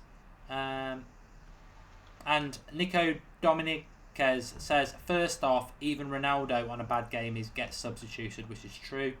Yeah. Somebody's just Lamano 82002 says this game might get a red card. Yeah, it might. And Matt Riddle says we signed the wrong Pogba. What do you think of his brother tonight?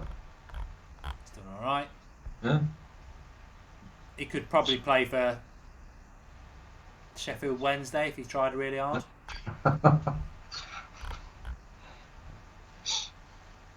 United stand in Vegas sounds good, says Robert Paquet. That's one ticket we've sold. Yeah. Only about another 60,000 more. Yeah, and we'd need to be on every night like Celine Dion is every week. That's going to be tough. There's a good chance for Saint-Etienne there. They've had good chance. You know, it really should be 1-1. Yeah. I mean, the penalty could have gone either way, couldn't it, as well? But how they've not put one of these chances away, I don't know. I mean, look, there are two men on the overlap on the right there. Daily Blind, totally out of position. Fan141 says crap United. I'll tell you what I was about to say, and I was going to throw it to Marcus and the live comments as well. There's a world of difference between Manchester United in the Premier League and Manchester United tonight, and I think a lot of it just comes down to, you know, they can't be arsed. Oh, it's that comment, isn't it, that Jose did in the press conference. I think Pogba's enjoyed himself. Well, yeah, 'cause he's playing against his mum, his brother, and his mum's in the stands. I think the saddest thing about tonight is that every time Schweinsteiger's on the bench, he never gets used. And you know, we've got Rashford on the right now and Martial on the front, on the left. We've just not moved the ball to the flanks quick enough at all. I mean, in fact, I don't even know what position, what formation we're playing at the moment, because we've got Lingard on as well. So we're very lightweight somewhere because you've effectively got three wingers on. Yeah. I don't know whether Lingard's gone to number 10. He must have done. Well, his left hand's near enough at the halfway line, I've just seen. Oh, is it? Yes! Yeah. Yes! 2-0. Who made that run? It was fantastic. Absolutely fantastic. I think it was Rashford. I think so, mate. Yeah, it was Rashford. Pace, Absolutely brilliant. It's a brilliant run by Rashford. And that's what we needed, the second goal. Not been great by United tonight. Zlatan gets the goal. People can moan about it, but it's a tap-an. It's a tap-in. Tap-in. Made by Rashford. Brilliant. This is what he can do off the bench. Absolutely superb run, Marcus. Yeah, it was. But I mean, that's the pace of the kid, isn't it? The unpredictability of him, the rawness, the talent. That's what you get with him. Now, between that run there and Martial's been really good tonight. But I mean, that's another prime reason why he doesn't take Zlatan off. Well, anyone could score that. Well, yeah, maybe, but you know, who could you have put him if Rashford's on now? Who would you put on for Zlatan now? Well, no, I do agree with that. That's why I wasn't moaning because too much. I would have took Zlatan off, but this has happened before. It has happened before. You know, I do agree with that, and I'm certainly not going to start ranting about it now. But I do think 2-0 becomes a far better. I don't know whether we deserve 2-0. I'd agree with that. Someone just saw that in the live comments. But, you know, you don't always get what you deserve in football. And, you know, it certainly makes it a very different tie now because, yeah, Saint-Etienne will come as this is in the second leg, but I'd fancy us to score over there.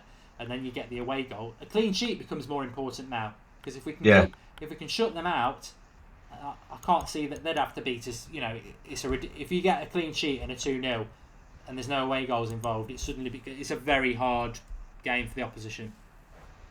Well, I mean, Anthony Abdurab in the comments just said like 2-0. If we get another one, end of the tie, basically. I think it's end of the tie. You know, 2-0 is better than 3-1 because they've got an away goal.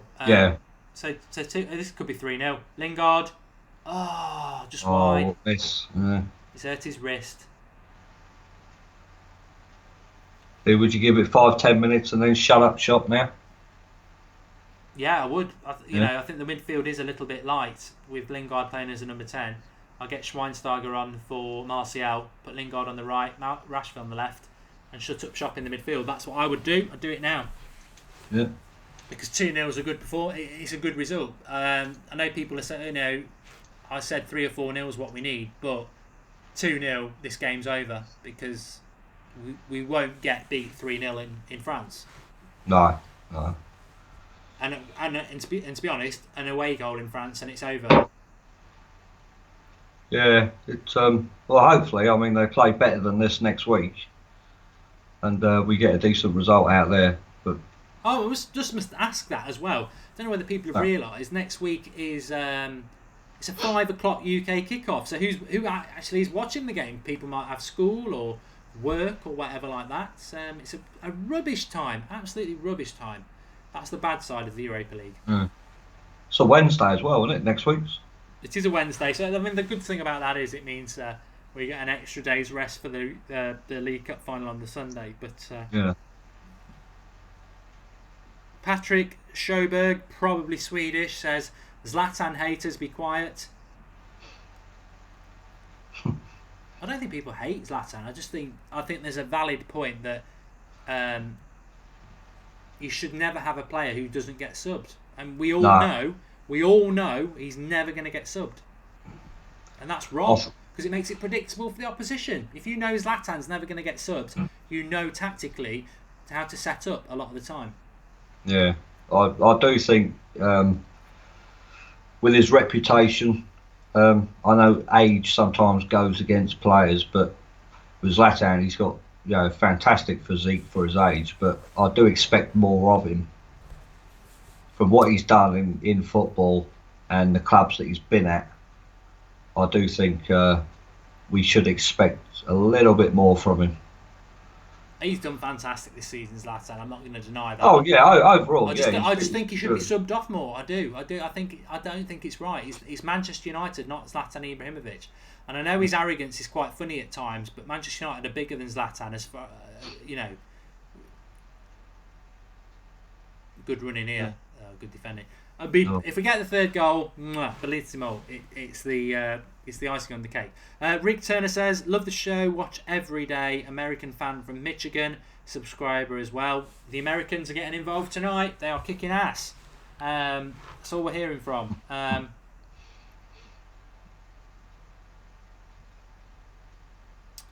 Laura Sophie says, trying to see the second goal. It's a tap-in made by Rashford, just bursts into the box, crosses it across the box, and Zlatan's there to tap it in.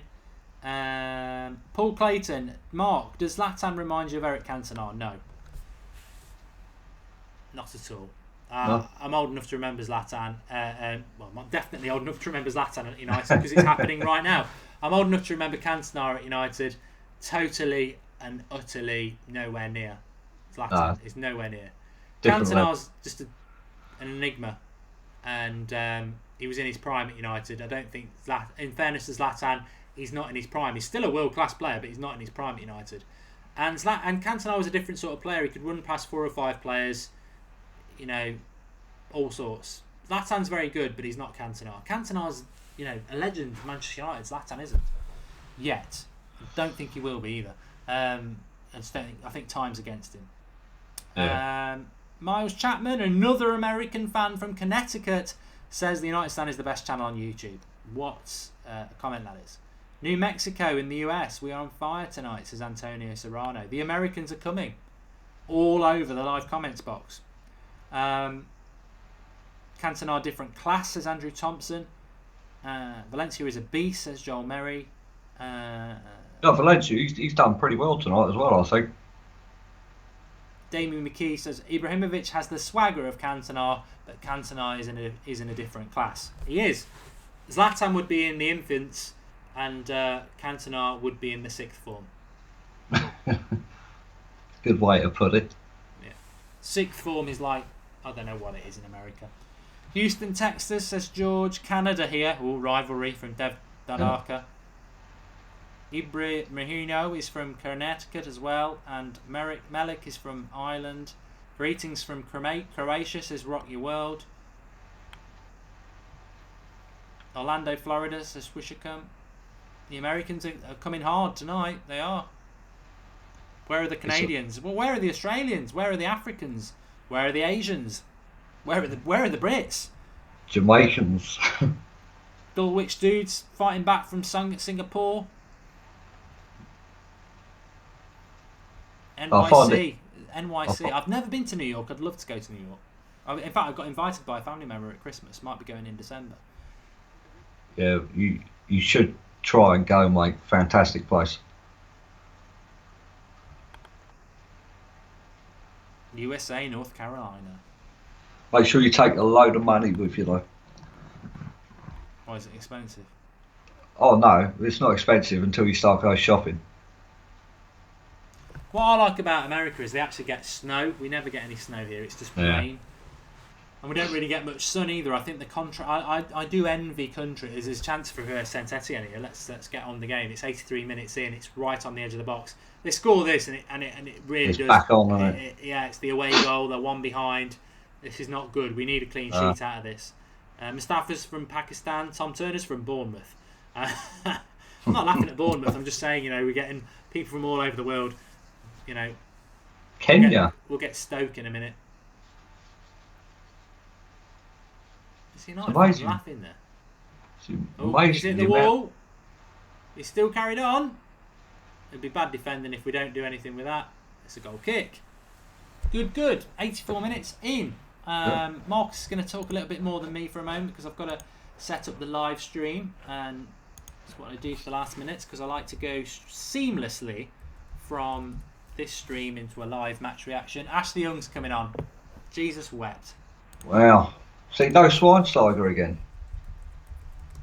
And we could have done with him to close out the game, but at least Ashley Young, he can play as a wing back as well, can't he? So probably go to 5 at the back now. See the game out. Yeah. But it's going off. Martial's going off. Oh, we might get a third here. It'd be nice to get a third. It's definitely game over if we get a third. I would agree with that. Or someone's watching. Saint-Etienne are going for it. They need to go for it. An away goal's massive. We're standing off here. I don't think defensively we've been that good tonight. I don't know about you, Marcus. No, I think we've looked shaky, but that probably could come down to the fact that Bay in the first half didn't look 100% concentration, and they did have a fair few opportunities in that first half as well, where they got in behind our defence, and a couple of times we were caught out of position, surprised by the quick counter attack. But yeah, we give it away here again in the middle. 3 against 4 here. 3 against 4. Go on, Bay. Oh, here we go. Right, he's pulling back there. Should be a free kick. The main thing is just to keep a clean sheet in this, because whether we've been bad or not tonight, and I do tend to agree with some of the negativity that we've not been at the races, and I sort of feared that because the priority factor is important. If we can get out of this with 2-0, I think we should be looking at getting to the next round. Yeah. You got a comment to read out. But Saint-Etienne, they've come hard in this game. They have. At least they didn't come to just sit back and hopefully get a 0-0. So yeah, they made a game of it, and to be fair, they've been quite dangerous as well. Got a comment here from Maximus Stahl von Holsten, who's contributed what is effectively a £5 in UK money. He says, I guess you are all too young. Ibra was an effing beast at dribbling when he was younger. Well, I still think he's quite good now. He's doing well in the penalty box here. Oh, ref's thought about it and he's given it. Oh. It's a penalty. I tell you what, I do feel a bit sorry for Saint-Etienne because he took a long time to think about it. Yeah. It'll be a hat trick, won't it? Well, yeah. I mean, he's bound to take it, isn't he? Would this be Zlatan's first hat trick for United? Second? Good question. Don't know. Yeah, I'm sure it'll be his first, I think.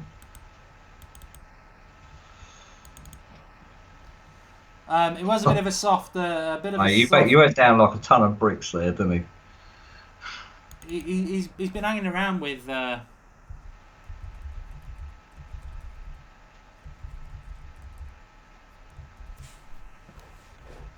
that's a soft one. I think, yeah, if he's going to give that one, which he has, he should have given the one in the first half. We're through, Marcus. You know, Yeah, we can play whatever team we like in France now because they're as long as we can keep the clean sheet, they are effectively going to have to beat us with. What was I going to say? They're going to have to score 4 goals without reply. We're not Arsenal. That's not going to happen. Oh yeah. So despite the negativity and the not fantastic performance, it's job done. If we'd have offered 3-0, we'd have all took that. Absolutely, 100%. Brilliant. Yep. Thoroughly enjoyable watch along because we've had a good old laugh, and we've got the results. I'll drink more red wine in future. Fantastic. Fantastic. Yeah, it's been Mourinho's out on the sidelines again, telling them to shape up, stay tight and compact. So he's not happy with them. I'm surprised at that because I think he should be very, very happy with that because it's just it's got us into the next round. There's no way now. I think after the first half performance, Mark, if you was the manager, would you have been happy overall? I mean, all right, we got the 3-0 result, but performance-wise, it's not the best. Individual performances have been good, but as a team performance, no, I think they've just struggled with the comments of Mourinho yesterday. Sort of, it's obviously infected the team that it's not a priority, this, that, and the other. But the further we go into this tournament, the more priority it will come. But I mean, he's 5 goals in 6 matches now, and he's. I mean, what do you think after this result? Now, I mean, into the last 16, would you go for it now? I think the next round we need another draw like this. I mean, it's not over. It isn't a. I've got to be honest. It isn't over yet. I mean, it's only half time in the tie, isn't it? So. But it is over. I mean, if you know what I mean. I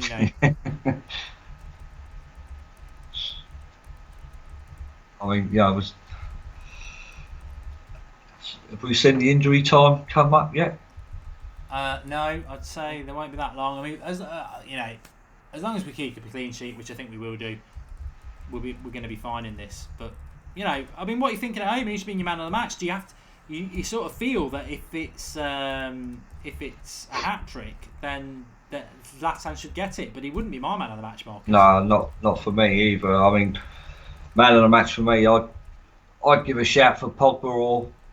Well, if I had to pick one, I would say Pogba. But Herrera for me has done well. A bit of an unsung hero again tonight. I think really it could only be them two. Let's have a quick look. There's 4 minutes added on, so we need to keep a clean sheet. Yeah. But let's just have a look at the other games that are being played. Obviously, we've won comfortably against Saint-Etienne. Roma are through against Villarreal. They're winning 4-0 away from home, so they're comfortably through. Schalke are winning 3-0 away, so they'll be through as well. Atletico Bilbao have only won 3-2 at home to Apal Nicosia, who are Cypriot, so that game's in the balance. But Roma, Schalke, Zenit St. Petersburg look like they could go out. They're 2-0 down at Anderlecht. Shakhtar Donetsk look like they'll get through. They played earlier, Lyon. So there's still some good teams left in it, but hopefully some shit will get through and then we can get drawn against them. Would you not want to take one of the big boys in competition next and see how we fare? No. I think if we want to do well in the Europa League, we really want as many easy games as we can, and utilise the squad and prioritise the Premier League. That's what I think. Yeah. So, what's there? 2 minutes left.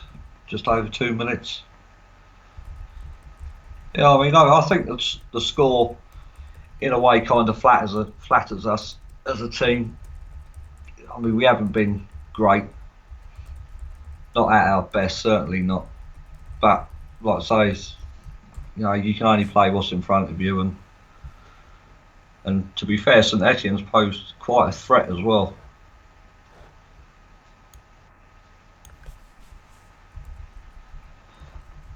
I mean, Ryan Allen said, I think it's a good hard-fought win. Saint-Etienne wanted to threaten us. Yeah, totally agree with that. Yeah, I'm very happy with the performance. Not the performance. I'm very, very happy with the results. I think it's, I think at half time even we were like, will this actually happen? Because it's been an odd one. It's been an odd one. But you think the game next week as well will probably be even odder because of the kick-off time? Yeah, it's over. It's over. Yeah. This game is over. I mean, I don't normally sort of say things like that, but it is. And I mean, it would be a collapse of epic proportions if we weren't able to win this game from a 3-0 position. There's no away goal there. We don't need to worry about that. It's done. It's done and dusted, and that's that's the positive. There's another free kick here. We might get 4. We really can play the kids then, right on the edge of the box. Ooh. Pogba's behind it. Just cap an absolute perfect performance. Or would you go for Pogba as man of the match? Well, I was about to ask you then. I think Herrera's been good again. I do think Herrera's been good. What about yourself? Yeah, I'd go for Pogba. Pogba or Herrera. I mean, Zlatan, all right, he scored the 3 goals, but his performance, has been okay. Not a normal Zlatan performance by any means, but I think Pogba's played really well, especially the second half. He's picked his game up and really gone for it. So, well, hopefully nothing disastrous happens next week. That's full time, everybody. Well done. Really, really good performance. Well, no, I don't know about really good performance. I think Average. really good result from Manchester United, and it just sets us up perfectly for the second leg, because a 3-0 win, I think it's untenable. I don't think it can be caught, Marcus. No, I don't. I think if we went there 2-0, there's the possibility of us being scored against out there. But 3-0, I think it's too much for them to do. I mean, they had quite a few chances tonight to get the goal. So if they can't do it here, I don't expect them to get 3 out where they are. No, me neither.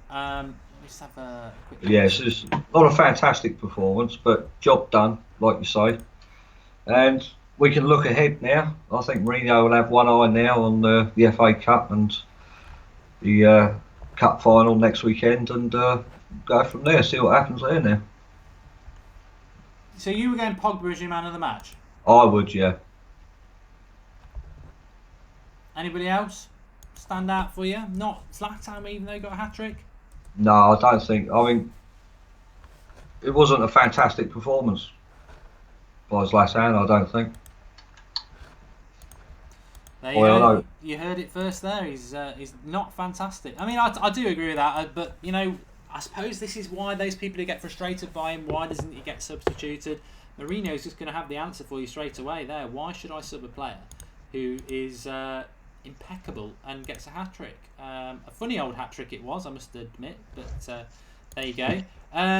Thanks to Marcus for coming on, as per usual. No worries, thanks for having me, and live comments, great as you always. Ali's just bigging himself up again. He says, good goal prediction. He did say 3-0, he was right. Spot on with that. I'm going to do my live match reaction. I've been a bit subdued in the last 5 minutes because I was setting it up and I've not really given much away about what I think about the game. because I keep it all back for my live match reaction. If you want to go and watch that, I will be live in literally about 2 minutes time. The link to that is in the top line of the video description. It's set up for you now. The live comments is open over there. So pop over to there now. First line of the video description. I'm going to do my live match reaction. But thanks for Marcus. Thanks to Ali, the legend of the live comments. And most importantly, thanks to all of you lot. Superb. Over 1,000 likes on it again. We've gone over 68,000 subscribers, which is great. If you are new to the channel, come back tomorrow night at 8:30. We're live every night at 8:30. We've got loads of content on here, and it's the same sort of stuff: live comments, interaction, banter, whatever. So just get involved with the show. Thanks for coming on, Marcus. All right, pal. Cheers. Thank you to everyone. I'll see you later. And get over onto my live match reaction. I'll be live in about just over a minute now. Just got to close this one, start the other one up. Top line of the video description is the link for that.